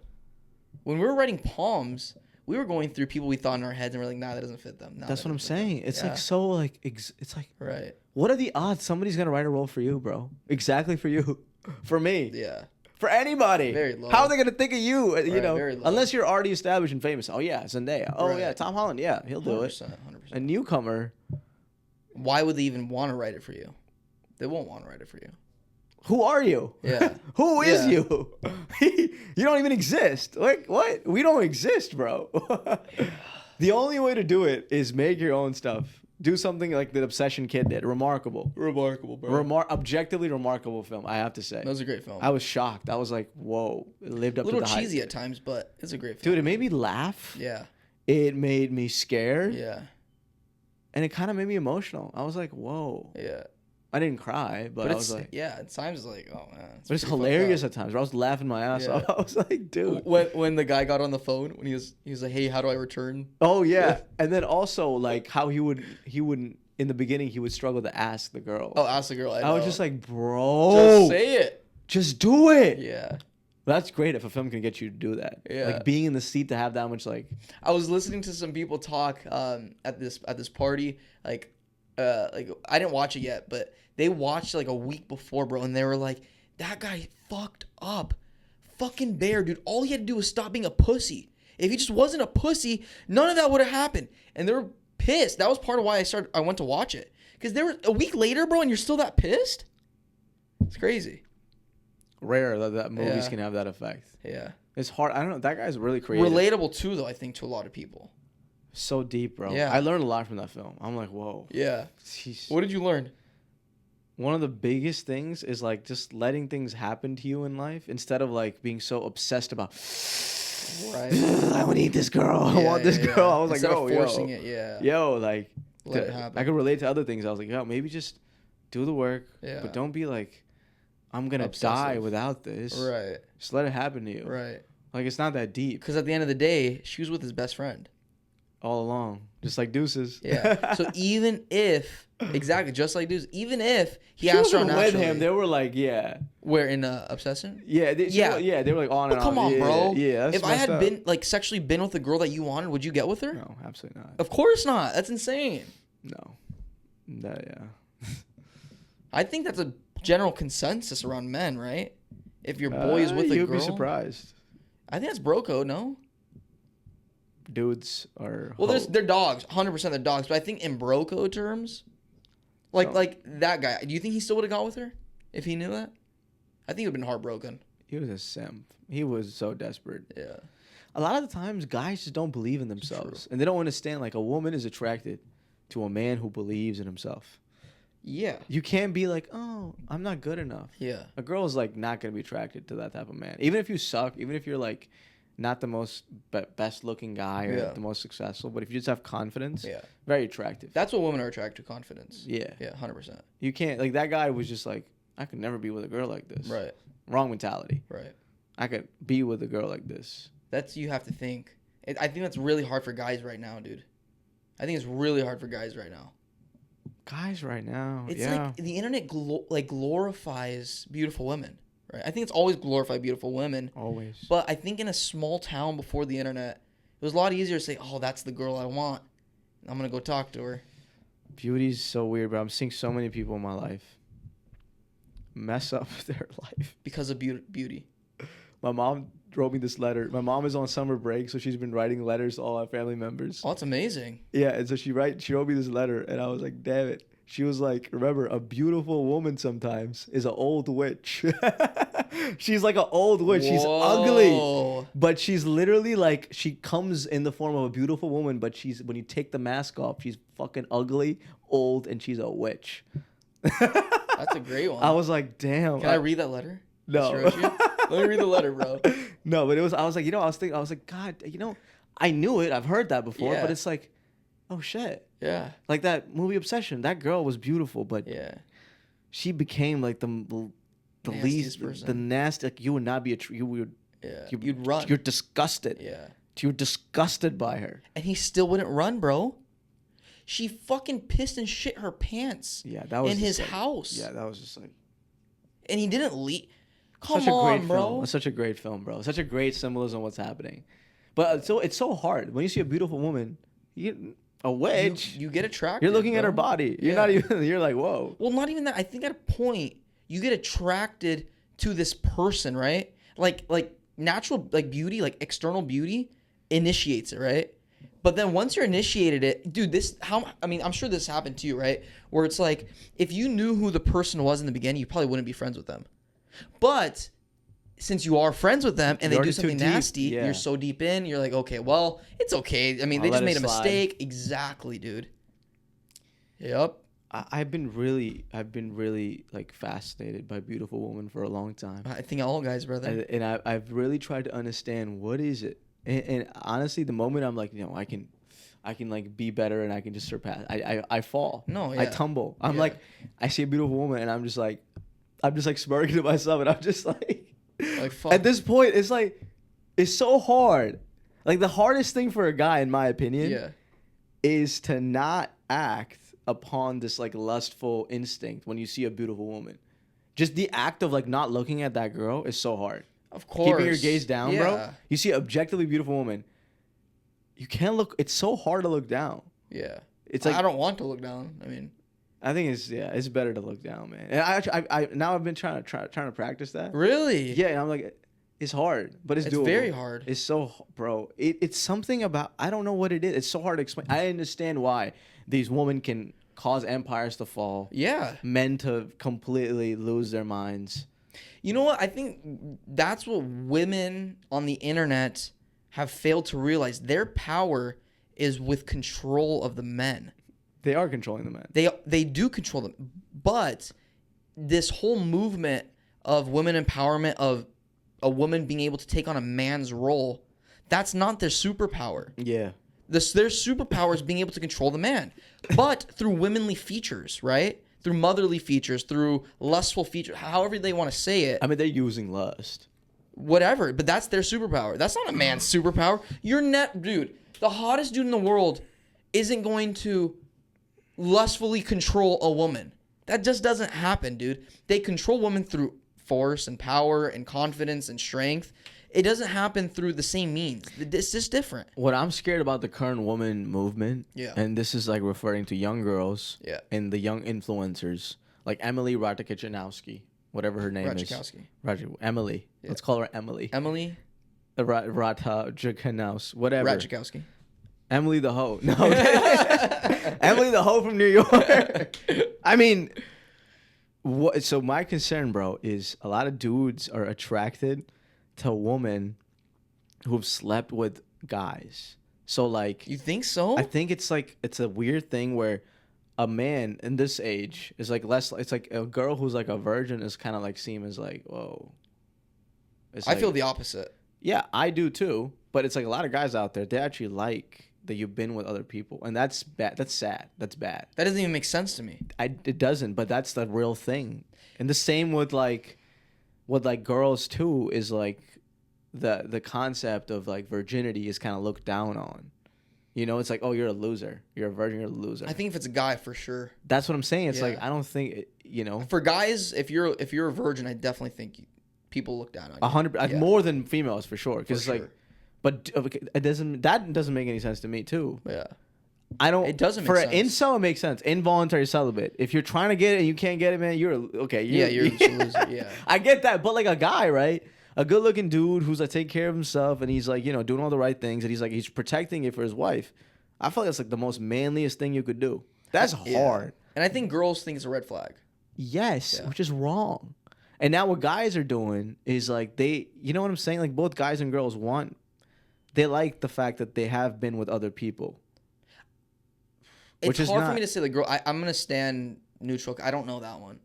I think so. I think it's like a thing that's happening. Now, I'm not saying like it's like the majority of guys, but it's definitely growing. It's definitely growing. That doesn't make sense. So to me, it's like, I'm just gonna talk for myself, right? I think wanting a girl that hasn't been with a lot of guys is more attractive, and I think it's a natural tendency amongst men too, because I feel like men naturally feel like they have to be in control of situations, right? Like the logic of their brain says, hey, like I know how this situation works out. I want to be in control of it, essentially. And so if you get with a girl who's a virgin, I think it's a sense of control. Like, oh, I'm the only one that's been with her. Like she's meant for me, right? Or does that not make sense? Yeah, it does. It's just like, I just think promiscuity, I'm saying the right term, right? Yeah. Promiscuity, yeah. Is out of control on both sides. Dudes and 100%, girls. 100%. It's insane. Yeah. And we're establishing new standards. So now, if an attractive guy has never been with a woman, same with an attractive woman, objectively attractive woman has never been with a dude, it's like a red flag. No, I don't think that. I don't think it's a red flag for guys. If a girl's never been with a dude. I think for some, that's what I'm saying. My whole point is it's a growing movement amongst dudes that if a hot girl has never been with a guy, it's like, whoa. Why? Yeah, it's like, whoa, why? Yeah. No, I disagree. Dude. I think if a girl's been with a lot of dudes, it's a red that's flag. always. There's a difference between a lot and never. You know what I'm saying? Like a lot is like, of course. I don't think dudes will ever appreciate unless you're a cuck, right? I do think it's interesting though if a girl is like 28 years old and she's a good-looking girl and she's never talked to a guy. It's like a red flag these days. I would be curious, but I would also be intrigued. Like I would make me probably want to talk to her more, right? Because I'd be like, what's going on here? Like something's up. Why is she talking to me if she's never talked to another dude? Well, yeah. That's what I'm saying. That's what my concern is. It's like, but it's valid too, actually. Though, why? Maybe she's lying to you. I really wish, bro. A lot of girls lie too, bro. A lot of girls lie too, bro. Yeah, everybody lies, man. Everybody lies. Like you're a girl, you're a dude. They're all liars. We're all liars. I mean, about that though, like.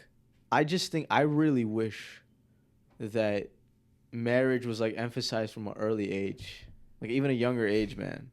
Like imagine just being with one person for the rest of your life. You're each other's like you just talk to one person. Yeah.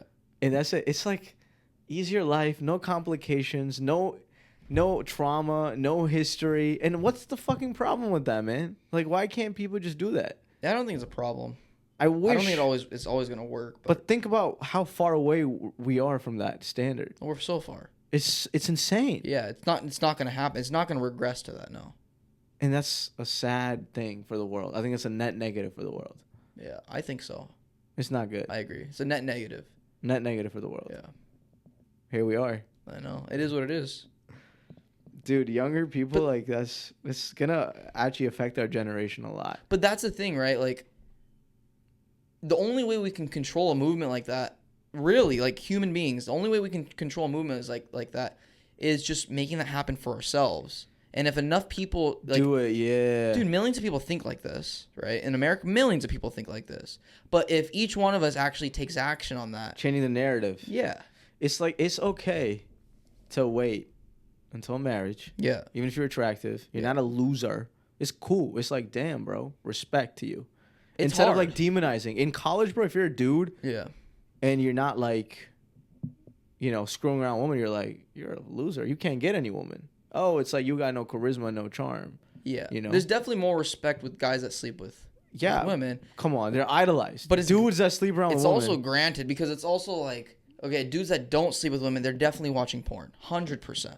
And that's not respectable. I agree with you. Comparably. Well, that's what I'm saying. Yeah. It's like we're so screwed. Yeah. Because now, even the dudes that are waiting, right? They're like... They're definitely watching porn, bro. But that's what I'm saying, which is why like it's so important for you to find a partner at a 18, young 19. age.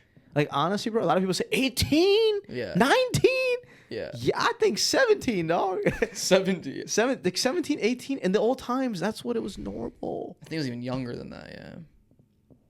Damn, bro. I wish I married at 18. Straight You up. wish you got married at 18? Straight up. If I had like a white, bro, because then I don't know what I'm going to do. Like, Yeah. we're just in college. We're just studying together. Yeah. Yes, I'll live life. Yeah, let's figure it out. 18, yes. So hard, dude, because it doesn't work in this day and age, bro. That's what I'm saying. It just doesn't work. But man. it should. Yeah. It should work. Because it's two to tango, dude. I mean, how many... I don't know how many women you've met that think like that. I've met very, very, very... There's a lot of women out there, man. But like you said, the loudest, they're not like as... Well, no, not even loud. It's just the girls that I've met. Like, the girls I've met aren't loud people. I don't like loud people. No, that's not what I mean. Yeah. I mean, like, okay, so think about all the mainstream, influential, powerful women, girls. Yeah. Right? Who are girls listening to? Other girls. Other girls. Let's take an example. Alex Cooper called her daddy. Yeah. No, it's a solid example. Because a lot No, of yeah, girls, I know what you're going to say, they though. listen. You're right. Her entire podcast was based on sex stories. Yeah. I listened to a lot of episodes out of curiosity. A lot? Like 3 or 4. Like, yeah, 3 or 4 episodes. That's not a lot, but... Bro, that was a lot for me. It was like 3 hours of listening to this girl like talk about how she Her got voice is so annoying, dude. whatever. But you know what I'm yeah. saying? Yeah, They're yeah. like idolizing women Right. that are showing more skin. They're talking openly about their sexual experiences. Yeah. Do they have the right to? Sure. But it's like think about the mentality that's establishing in girls. It's like, it's okay. Yeah. That man wasn't meant to be for you. You'll find another one and another one. What do you mean, bro? He was meant for you and you fucked up. Yeah. No woman's gonna say that. And it's like you're Yeah. teaching young girls to not take accountability for their 100%. actions. 100%. Same with men. Same Yeah. with men. Oh, like she wasn't willing to do this for you, then she's not your And wife. drop her, yeah. Your wife doesn't have to be your slave. All right. There are gonna be compromises. Yeah. Same thing happening on the men's side too. Equal side, yeah. Horrible influencers. But now Alex Cooper's worth 9 figures spreading this she stuff. made a whole business. Bro. Think unbelievable. about how many young girls she affected. It's not good for society, man. You need girls out there that get married younger Yeah. and make it cool. See, a lot of people are like, "Oh, she's like a Christian. She's like, I don't like that." That's the thing. People There don't are think it's movements cool. happening, sub movements. We gotta make it movements. cool. We gotta. Oh yeah, shit. I respect that. That's cool. Yeah.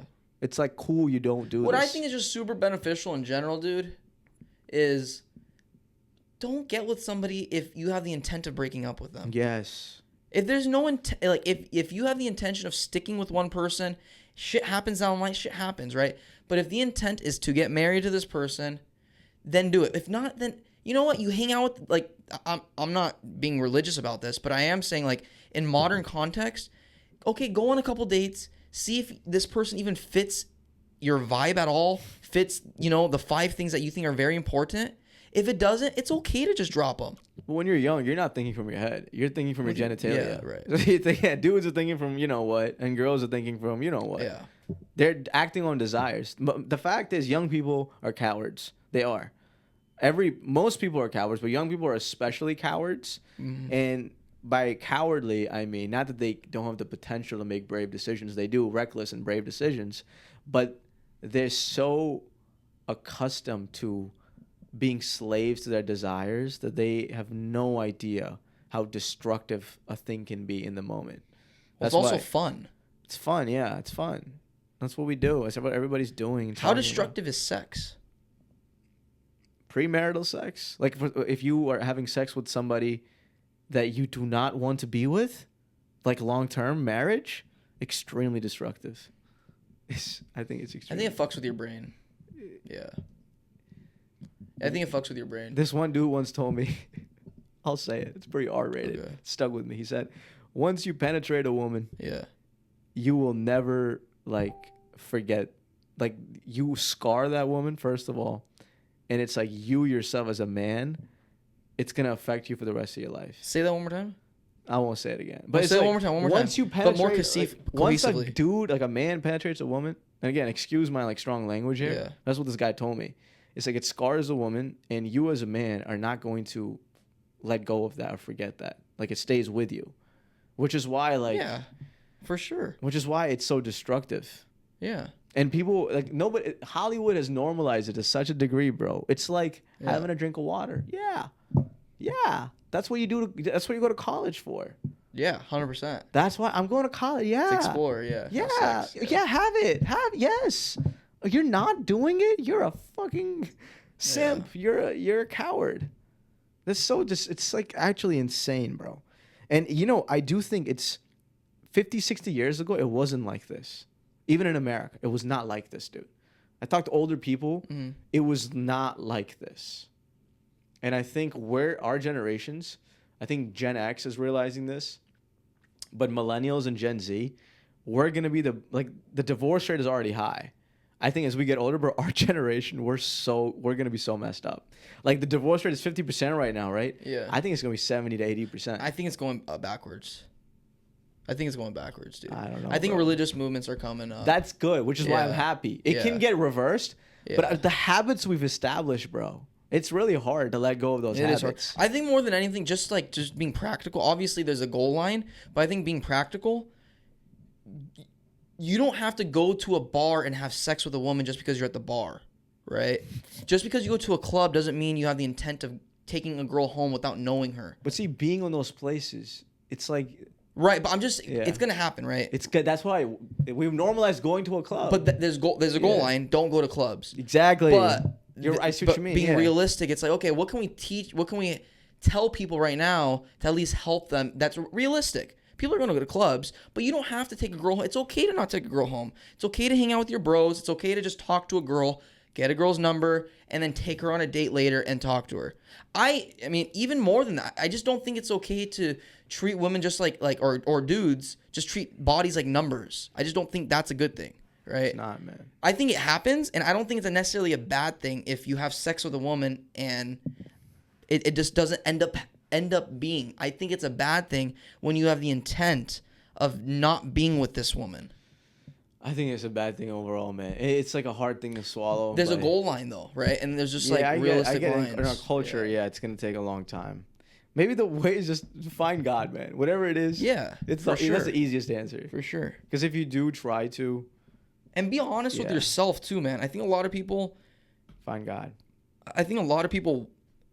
know what they need to do and want to do. Like, I think a lot of guys want to be with a woman and they haven't found that woman yet, but they're talking to this girl. you know what a lot of guys do, bro? It's fucked up.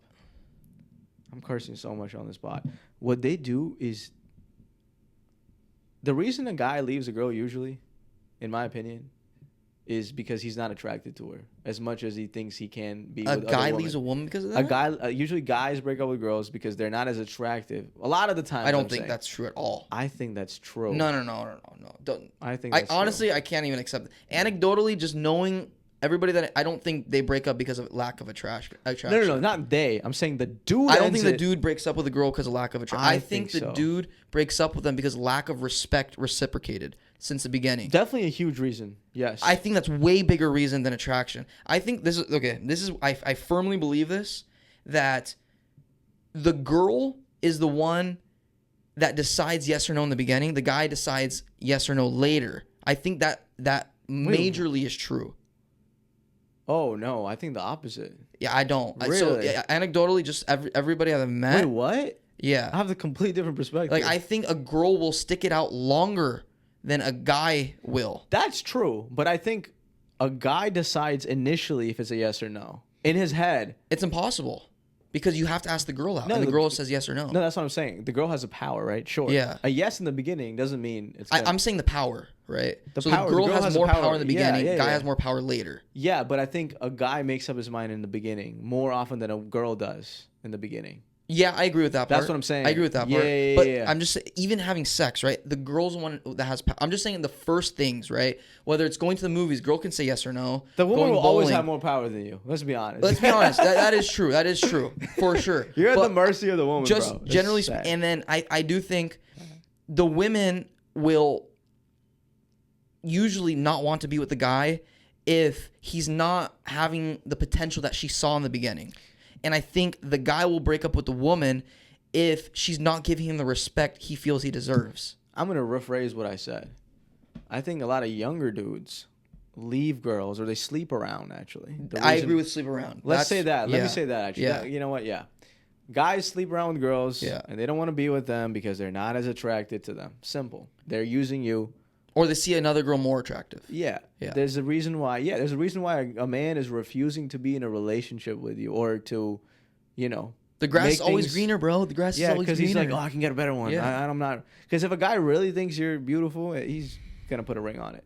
That's just the if he truth. thinks you're beautiful inside and out, yeah, he's he's not do it. leaving you. Yeah, if he thinks he could do better, he's gonna like be toxic in and out, on and off. I've seen, and this is something just I That's what I meant. Sorry. yeah, I agree with that part. Yeah. There's something weird that I've noticed just in my life.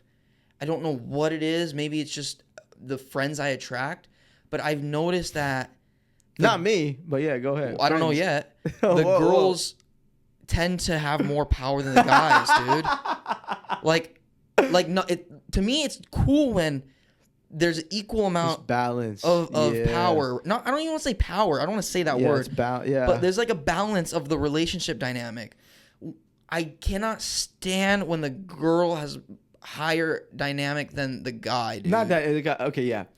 To me, it's just yeah. Obviously, I want the dude to have more power, but like it's really embarrassing to see a man It is embarrassing. hell bent over a woman, and I It's think emasculating. The right word is emasculating. I feel like it's emasculating. Same thing with a woman when she's like so obsessed with a man and like he has no interest. I find that weird as well. It is weird. Like when the man has all the power and the 100%. girl's just like, let's go. 100%. I don't like that either. Yeah, I don't like it either. I just maybe because I'm a man. I'm talking as a man. I don't understand that, dude. I get it. You know why, right? I don't. It's because they're insecure. They're insecure, bro. And they think they are so lucky that they can't do any better. And this girl's everything. She's perfect. She's beautiful. She's whatever her great personality is. And they don't think they could do better. So I they attract insecure friends. Are you insecure yourself? I don't feel. I've talked to Okay, you Alexis, exaggerate a lot too. Maybe. How many dudes do you know like this? dude. I'm not kidding. Count on your hands. Tell me. Overwhelming. Name them right now. Not naming any. Overwhelming majority of guys in my life, like my age, are like this.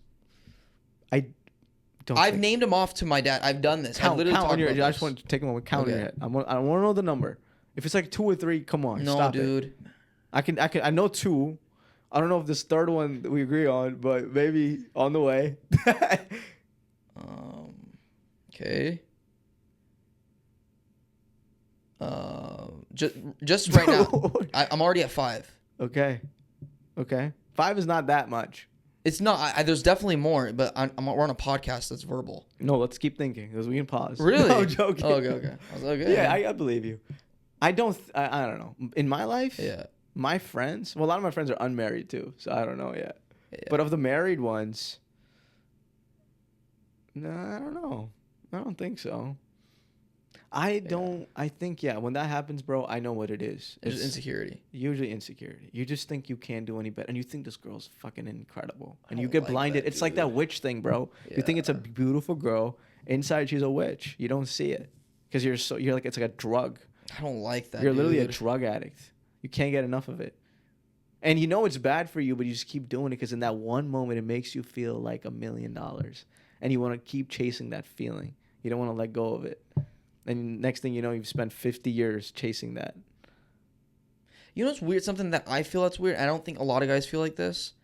I feel like when I show a lot of like interest and attraction to my girlfriend in front of other people, it makes me very uncomfortable. It makes me feel like I shouldn't do that.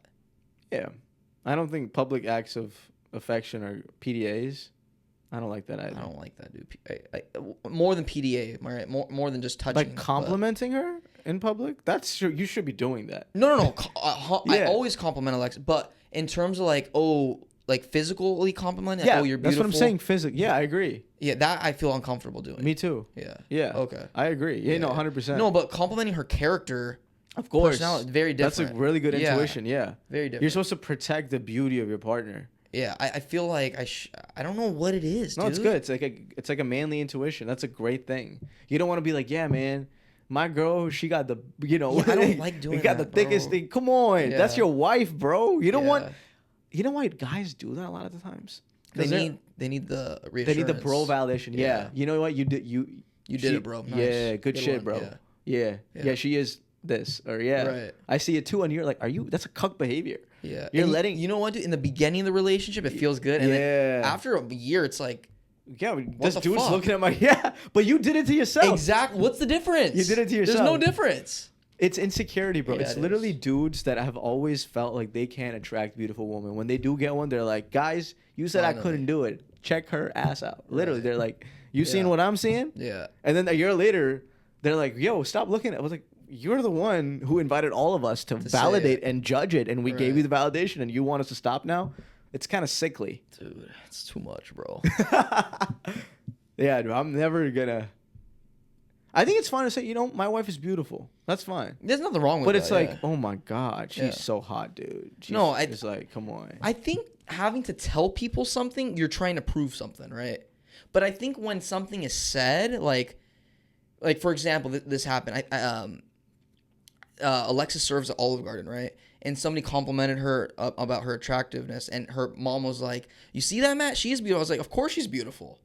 That there's like, it's a different thing, right? You don't have to exertly say Well, it. it's the same thing. It's our culture, bro. We've normalized that. Yeah, You see, so how many times do you see a man complimenting like how hot his wife? It's like so much. it's annoying, dude. So that's like a standard. If you don't do it, you're weird. You're like, oh, Yeah. you don't think I'm beautiful? Yeah. You don't think I'm beautiful? Well, no, I do think you're beautiful. Even when I was single, like when I was trying to talk to a girl, like I don't like the act of saying, "Oh, hey, I thought you were pretty," or "I thought you were cute." Like, I mean, I would disagree on that. Hold on a second. You could tell privately. the times where I've done it and it's worked, it's not complimenting their. I'm saying like going up to the girl, like you actually think she's beautiful, and you walk up to her and ask for her number. You're saying you would never be like, hey. No, I've done it. I've definitely done it. Okay, but you don't the feel times comfortable. I don't feel comfortable doing it, and the times that it's worked for me Yeah. is when I don't do that. When I just compliment whatever it is. Like, Good intuition, man. It's good.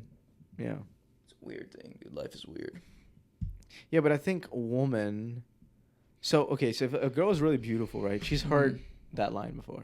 Oh, you're really beautiful. Exactly. You're pretty. Exactly. But like, there's ways of charming. If You have to be creative. If you learn gotta- about this person Yeah. and you have genuine feelings about them that you've noticed, those are the things you tell them. Everybody sees that they're beautiful. Every dude said, "Oh, you're the most beautiful girl I've ever seen in my life." Everybody. Every dude said that to her. Dude, family says it. Says something like, even as a guy, dude, family says, "Hey, you're cute," or like, "Oh, hey, you're a good-looking You're guy," pretty. because it's a physical thing. But talk to me, bro. Pretty girls also have such a big ego because they know it. They know it. Yeah, it's easy to be a pretty girl. It's honestly a very easy life to be a pretty girl, dude. It really is. I have no It's sympathy for them. fucking I'm sorry. I have insane, no dude. sympathy for you. You're gonna have an easy ass life. You're gonna literally, if you want, you could live for free. Never have to work a Yeah. single day of your life. A lot of girls If do. you're like insanely pretty and beautiful, congratulations, you won the lottery. But also, if maybe you're you sane didn't. too, right? Yeah. Maybe because a lot of times, bro, they have eating disorders. They're insecure because they're Yeah. like, maybe I'm just. What if I lose people? You know? That's true. I think the prettier you are, the more you compare yourself to other pretty girls. Yeah, and it's like a never-ending cycle. It's 'Cause like having a lot of money. Yeah. You could always get richer. You always look exactly Oh. that's equivalent as a guy. Yeah, you know what? Her lip gloss looks. Yeah. You know, her nose. But if you make average for a guy, I don't think you're comparing as much. You're just, okay, this is my life. But I think if you're making $200,000 a year, you're looking at the $500,000. you know what? guy. But dudes compare to physically. Like we're now. That's the thing about this whole look maxing. This gym thing. culture, yeah, for sure. Gym, yeah, bro. My guy was like, so what are your aesthetic goals? This young kid I was training. I was helping him like in the gym. I was like, what That's aesthetic gay. goal? That's just gay, bro. I'm like, my aesthetic goal. He's not gay. He's a straight guy. No, I know, but this Yeah. whole I wasn't concept. training a gay. No. I'm saying this whole concept of looks maxing or aesthetic goals. That is a very feminine thing to me. My aesthetic goals. I was like, I'm trying to be athletic. Yeah. Obviously, I like looking good. Of course, everyone likes having a six-pack. My only goal aesthetically has been a muscles. six-pack. Yeah, but like my arm should be this size, or like my shoulders. Or like, yeah, dude. Or some guys, they'll be like, this has to be a certain percent of this muscle. I'm not gonna lie. I look at myself in the mirror. I'm like, all right, does everything look straight or cool? I do that. I think that's gym culture, though, right? Like, you want to look good. Yeah. I don't think there's. I really, objectively, don't think there's anything wrong with wanting to look good. But my aesthetic, I'm not aspiring for aesthetic. I'm just Like, aspiring for strength yeah. and agility and mobility. Not even that. Even like with your face, like this whole looks maxing thing. Like, I'm a little prey to that. Not gonna lie, because I've been trying to like sharpen your jawline. I mean, that's been an act of like, a lot of years. I've chewed gum. Okay, see, that's pretty feminine, bro. I do that, yeah. Because I'm like paranoid. I'm like, as you get older, you get like a neck, what's it called, like a double chin or something. Oh no, I think that's fine though. I mean, like how they're intentionally trying to change their jaw. No. I'm not like pressing metal Like, or yeah. breaking bone. No, I just chew gum a lot because I'm like, it's good for your jaw. But is it because you want a sharper jawline? For sure. Okay, so it's not necessarily just saggy skin. Yeah, I want my jawline to stay Sharp. or like get better. Yeah. Sorry, I said it. Yeah. No. That's Maybe that's it. But that's been like an act, and like that's been like since I didn't. This was before looks maxing, pre-looks maxing. But I figured so you're OG looks. I'm like an OG. You're I'm like pre-OG. Yeah, I'm an OG looks maxer. You know what? Now this is all coming back to me. This guy is the pre-OG looks maxer, bro. Oh my god, dude! Every time we would pass by a window. But I'll be honest. Yeah. Unbelievable. I checked myself out. You were like dude. You were literally fucking Ben Stiller in the Zoolander. You were like this. Yeah. Every time. I still do it, bro. I realized I'm like, yo. Do you try to stop yourself? No, it becomes such like a subconscious thing. I looked at myself in the mirror recently. I'm like, you're doing it, bro. You relax. And yesterday I relaxed. I'm like, you don't have to do it. Just relax. Look at yourself. Wow. This is who you are. That's crazy. You are enough. You know what? You try to put on a model look every time. But you know why it stems from it? I'll be honest, and I'll open up a little bit. Okay. It's because growing up, my smile was gummy. My teeth were all fucked up. Okay. And I couldn't bear looking myself in the mirror. I every time I looked at myself in the mirror, I was just like, God. No. I'm serious. And I got bullied for it a lot in Pakistan and when I came here early. Straight up for my smile, my gums, and my teeth. Okay. And it messed me up because I understand the teeth thing. I get that. No, everything about like my face was just like I was like, you're not like a good looking dude, bro. In the beginning, like it made me think, yeah. Really? Because in Pakistan too, like I had darker skin, so like kids would be like, "Oh, you're dark." Yeah. Like, I wasn't like I'm a victim. I wasn't like I was racially profiled. Yeah. I'm just saying I felt it. I was a young kid, so growing up, I always had this image of myself. I was like, you're just not like you don't look good, bro. And I would never smile with my teeth open. I wouldn't either. This is only like 2018 after I got my teeth fixed. Not veneers, but braces. I God do bless remember Dr. your Cho. smile being gummy before. How is it less gummy now? Because I don't know, bro. How did that happen? I didn't do any surgical operation. I just wore my retainers and magically the gums went up or something. Would you push up on it? No, nothing. I just wore retainers, my white retainers. After I got my braces off, I just started wearing them. Yeah. And it's gone. Oh, thank God. Thank you, God. I honestly didn't think about that, but I do remember. Yeah. My smile was gummy. They were very gummy. I had purple gums. I still do. You know what's part of it probably, bro? Because your teeth were smaller also back then. There wasn't so much bone showing, so much teeth showing. So maybe when you did the whole braces and everything, maybe that's what changed it. Yeah, no, I'm way more confident after my smile. Wow. I was literally physically smiling like with my teeth all the time. I have a picture of both of us doing that, by the way. Yeah. I would not show my teeth. We had the chessboard out. Sure, yeah. And we're both like... Yeah, bro. I was very insecure about that. Wow. And that's probably why like I'm like so like conscious of like, yeah, you gotta look good. You can't be like lacking. But even in high school you would do that shit. Yeah, because in high school I had fucked up teeth. So you're trying to like prove it that you're a good looking guy? Prove it. I was going through a phase where I was like, yo, are you a good looking guy or are you not? Are you pretty or are you not? That's insane. And I made so many bad decisions. Because it's like... Because how much you'd show it to people? Not show it to people. To like me? Like, that was just jokes. But I sought out female validation as a young kid. Yeah. And it's not good. That really is... But it definitely builds your confidence. 100%. Yeah, but the female validation definitely built my confidence because I was like, okay, maybe I got something. But it was like Before I had female validation, it's a different thing, dude. It's different, dude. Before a girl tells you yes to go on a date with her, dude, you're like tripping out on yourself. 100%, dude. It's not good, bro. I really wish I No, was. that I think guys need that shit, dude. I think guys need Or just meet or early. That also works. Yeah, meet a girl early that likes you for who you are. Yeah. And you marry her. but I think you need whatever it is. I think a guy needs a girl to tell Dude, him, hey, you know what, you're cool. I'm gonna arrange my kids' marriage I when they're hope like you 8 don't. years old. I hope you I'm gonna be don't. looking out for their partners. I'm gonna make sure they hang out with the same girl. Hopefully, they're... Uncle Matt is gonna be telling him, don't do it. Hell no! I'm gonna keep them away from you. No. But I'm gonna make sure. So I'm gonna pick the right partner for them at the age of like 7 or 8. No. Like so, engineer ways so that they can meet with each other. Stuck for God willing. And you gotta do. I think parents. I wish my parents did that. I will never do that. Why not? I wish my parents put a young girl in my life when I was 8 years old. Maybe she's like 5 or 4. You lose so I'm much of. kidding. Not 5 or 4. Oh my God. Maybe she's 3. No. Jokes. If she was like 8 and I'm 8, perfect, right? 8 or 6. No. Now they engineer a way for me to meet this girl, and we get older. We're like, yo, you're really cool at 15, 16. And then we just end up marrying each other. There's nothing wrong with that. Yeah, there is. How? There is. How? This is just my opinion too, right? Because I do believe that we need experience in life, and I don't think you can gain. I'm not saying to sleep around, but I know where you're coming from, and I know you're thinking. Stick this girl in the dude's life, and he can never talk to another girl. No, that's not what I'm saying. Yeah. No, that's not what I mean. Well, I'm gonna pick. I will. The best 8. That sounds weird. I'm gonna scout.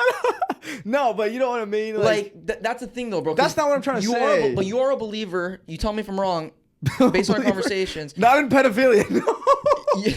You're a believer. I'm a normal dude. I'm a good guy. I'm a good You're guy. a believer that when a guy and a girl talk or become friends, there's attraction from one side. If they're two, yes. And that's what I mean. That's what I mean. I think it's okay to be friends with a girl and learn from them and their experiences. Not necessarily sexual experience, just of life, right? Just life experience, how they see the world, what they think about God, because girls and guys see things differently. And I think it's a good thing when I'm going to speak as a guy, when a guy talks to girls and learns from them and learns from different experiences, I think it broadens the mind and you're not so stuck in horse vision. I think if you are with one girl from 8 years old, you are going to be in horse vision. You're going to be in horse vision. Let it be the case. Let it be the case. Saves you a lifetime of trauma and horror. I'm not saying horse vision. And I'm not saying you can't talk to any girl ever. I'm just saying you got to know from a really young age at 8 years old, this is my wife, all right? Everything else is outside this boundary. Everybody else is a potential homewrecker. And you got to look at it. No. You're insane, dude.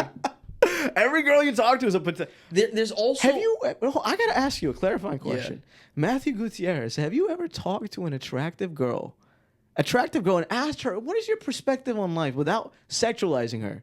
Without sexualizing her? As in, like, looking at her like, you know what, she's cute. That's impossible. Exact. That's what I mean. But I've definitely talked to attractive women and asked them what their takes on without any other intentions in heart. Without with a pure heart, you went, oh yes. What is your what's the meaning of life, Samantha? Even though you're a 10, and I would definitely do it. But what's your perspective? Come on. Yeah, I have. Without any intentions, with a beautiful woman. Come on, bro. Be honest with me. Stop the cap. No dude. And I'm willing to put my money unless you're a prophet of God. I thought she was an attractive girl. Yes. You noticed that 100%. And you don't think if you had another conversation with her, the thought of your horny ass would be like, what would it be like if we and her enjoyed an afternoon together? Of course. That's what I mean. Of course. That's why you can't do it. But there's been times where I didn't take action. Yeah, because you were scared shitless. She's a 10. No, that's okay. Not So why. then what happened? She already had a boyfriend. Yes. Exactly. Good dude. That's my point. Yeah. That's my point, bro. I'm a good dude. That's bro. okay. No shit. Yes, that's my point. That's bro code. I do not. I don't even know the dude. I honestly, I had an opportunity, didn't do it, bro. This is gonna sound extreme, bro, but again, a single man cannot talk to a beautiful woman. Period. You can't unless you have intentions to marry that girl. If don't think. Even if that's she's true. a coworker, stay away. I think it's stay away. dude. Honestly, I think it could be a very beneficial thing when you talk to an attractive woman and she's not into you. I am not even listening to a word coming out of her mouth. I'm not listening. Yeah, 100% I listen. 100% I listen. All right, dude. This cap. You are capping. 100%. Do not believe anything this man said. You're telling me I can't talk to an attractive woman and not listen to what she's saying? You can for a certain period of time. After that, you're going to have thoughts. You're going to be like, okay, what do I have to do to have more conversations? That's what I'm saying. It's like maybe. Not I don't think if you're in a maybe. relationship that's that why happens always. God gave you sisters. Like if you have sisters, Yeah. they are females in your life to give you another perspective. No, dude. Why not? Why is it different? Why? Because you Well, grew why up is it with the different? same parents and you grew up with the same childhood. But they're a girl. They're different. Okay, maybe Nah, cousins. nah.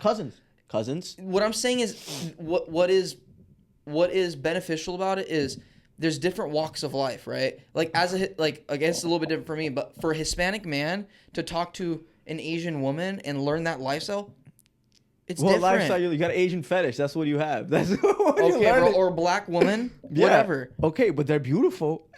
Okay, the big Why, caveat. wait, why did you say about black women, not Or Asian, Asian woman if they're beautiful. Why'd you say that though? No. Why'd you say Bro, that come though? on. That you know I have no that come on. My point is the caveat amongst all this is if the girl is beautiful Yeah. and you're attracted to Yeah. her, you cannot just understand her perspective on life just for the sake of conversation. That's never going to happen. If that happens, you are gay. I don't know about that, dude. Bro, come on, bro. You have to be really practical. You're a practical guy.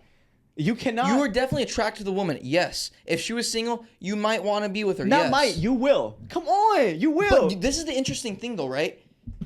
You don't necessarily want to have sex with her off the bat. Oh yeah, like maybe 5 minutes after the No, conversation. bro. I mean, okay, I will speak for myself, dude. Men are animals. Men are animals. We are animals. Men are animals. I have never wanted to do that. I have never been with a girl and been with them for less than over a month without wanting to have sex with, like, not wanting to, but having sex with them. It's been but having and wanting are two different things. Understand having. okay. Wanting is different. Yes. Well, yeah. Immediately you look at the girl and you're like, oh, okay, yeah. Yeah, this you would be got nice. you got the visual Of image. course. That's what I'm saying. Yeah, that's So true. when you That's meet an true. attractive girl, Yeah, that's Samantha, the first second you lay your eyes on that woman, You're definitely You're thinking she's thinking good it. looking. Yeah.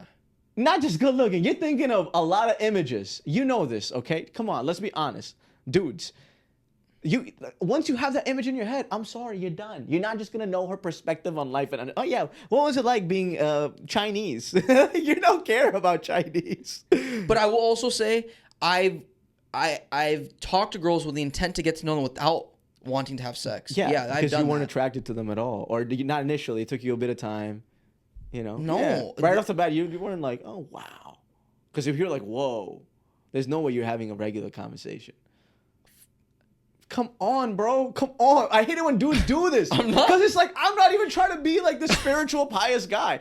I'm a dude. When I see a beautiful woman, Yeah. I'm sorry to tell you, but it's like what I've tried my best. I can't. Okay. I can't. Can't what? I can't. Like, what? Get out of your I'm head. not and like- you're like, oh, I want to So fuck. what's it like being? I'm asking her questions with some intentions in mind. All the questions are biased too, by the way. Like you're not even asking sincere questions. I Like, think, okay, this is honest feedback. I think with lack of experience, that happens a lot. Like the first few times you talk to a girl, but I think after you've talked to many girls, it starts to lessen. that's what I'm saying. Don't Yeah. even get to that stage, bro. Just find that one hot girl when you're 8 years old. You don't know she's gonna be hot. She could be a gordita. That's fine. If you do it, one thing I've learned about attraction is, and I understand why some people are with some people, it doesn't make sense. It's like they are attracted to them. Yeah. And that's fine. They don't have to be objectively standard society beautiful. But objectively, I want a girl that takes care of herself. Of course. And at 8 years old, you don't know if she's gonna be the girl that takes care of You can herself. tell. You No, can you tell. can't. If she's running around the Dog, if playground, you're 8 years old, I'm you're first of all, hold on. You're definitely not thinking, hey, is this girl going to be fat when she's older? well, you can train your You're not, kids. hold on. You're not thinking, how good is this girl going to be at kissing or having sex? Whoa. You're not thinking, Well, yeah. Yeah. Obviously. yeah, obviously, these are things you think about when you're older, bro. No. You're not thinking, is this girl going to be a fucking hound when she's eating. You could tell. No, bro. At 8, So you look, cannot tell. obviously, the kids should not be sexual. I'm not saying, come on, that's disgusting. I'm saying No. If you're 8 years old to another 8-year-old, I don't know how disgusting that is. no to an 8-year-old. That's not disgusting. That's weird. You That's should not be able to disgusting. judge somebody's cardiovascular health. You should be able No. to judge how. Cap. Yeah, Cap. I mean, I want to train my kids to be like, hey. Even in high school, by the way, there are so many fucking females that we went to school with that are very large and in charge now. That happens to a lot of women and dudes. And Same you thing, don't dudes. know until. But you can stop it. You can stop it. So let's say hypothetically, let me go back. Let's go back to Pakistan, right? Let's say I'm an 8-year-old Jesus. Pakistani Okay. boy. Okay. And that's actually impossible because it was a segregated school. It's not segregated. It's like separate guys and girls. And that's it the doesn't thing. work. You went to a segregated school. Let's say So for the audience, if you've made it this fucking far, you went to a segregated school. So your perspective. Okay, it's like an all boys school. Don't say segregated. It's definitely. School. Like Well, all you have other segregated aspects of your life too. Okay, buddy. So. Okay, go Right? ahead. Yeah, sure. Okay. So you do have a different perspective. I have a different perspective. You Obviously, do. my perspective is dimensional, like delusional. It's Yes. it's definitely non-mainstream. I'm It's- trying to make my right. perspective mainstream. Not delusional, but It's definitely a little unconventional. unconventional. It's a little bit abnormal, Very but I think it's the right way. Yeah. Let's say my future kids, right? Yeah. 8-year-old. I'm gonna make like that guy who makes. I won't let this happen. My kids are gonna run, like they're gonna run a lot. I would like them to run Oh, maybe a that's marathon great. at That's 8 years old, amazing. so they'll be able to tell other girls like, "Hey, that girl can't. She's fat, dude. Like she doesn't run. Like you should be able to tell." My point is, But at an 8 years old, you don't but know if if they're she's fat or together, not. if they're just together, you can stop that from happening. You'll be like, "Hey, you got to work out. Nah. You can't eat a lot. Come on." No. Not if they're 8. It's not a concern for me. It's not a concern because I'm gonna place the right 8-year-old in their life. No, I'm joking. I won't let that happen. You can't do shit. I'm not letting that happen to this little guy, brother. Oh, it's a little girl. Like that's I'm gonna teach my daughter. Like you gotta go to the gym. You gotta take care. You gotta run a lot. Oh, that's great. Yeah, you should do You that. can only eat once That'll a let week. happen. You I'll can let eat that slide. You can eat once a week. No. I'll let that one slide. But yeah, I don't think you should preemptively put them together, dude. I think you should, man. I think you should. At 16, you're definitely gonna have your kids having premarital sex if you do that, for certain, with or without your knowledge. No, my And kids are not highly doing likely that. it's going to be without your knowledge because they're going to be scared of you as a parent. I'm not gonna do it in a weird, stricty way. I'm gonna do it unintentionally. You don't think they're gonna go to school and they're gonna be like, "Hey, my dad set me up with this girl when I was 8 years old." They're not gonna be thinking about that 8 years old. They're too naive. No. When they're 16, they're gonna be thinking, "Wow, my dad set me up when I was 8 years old.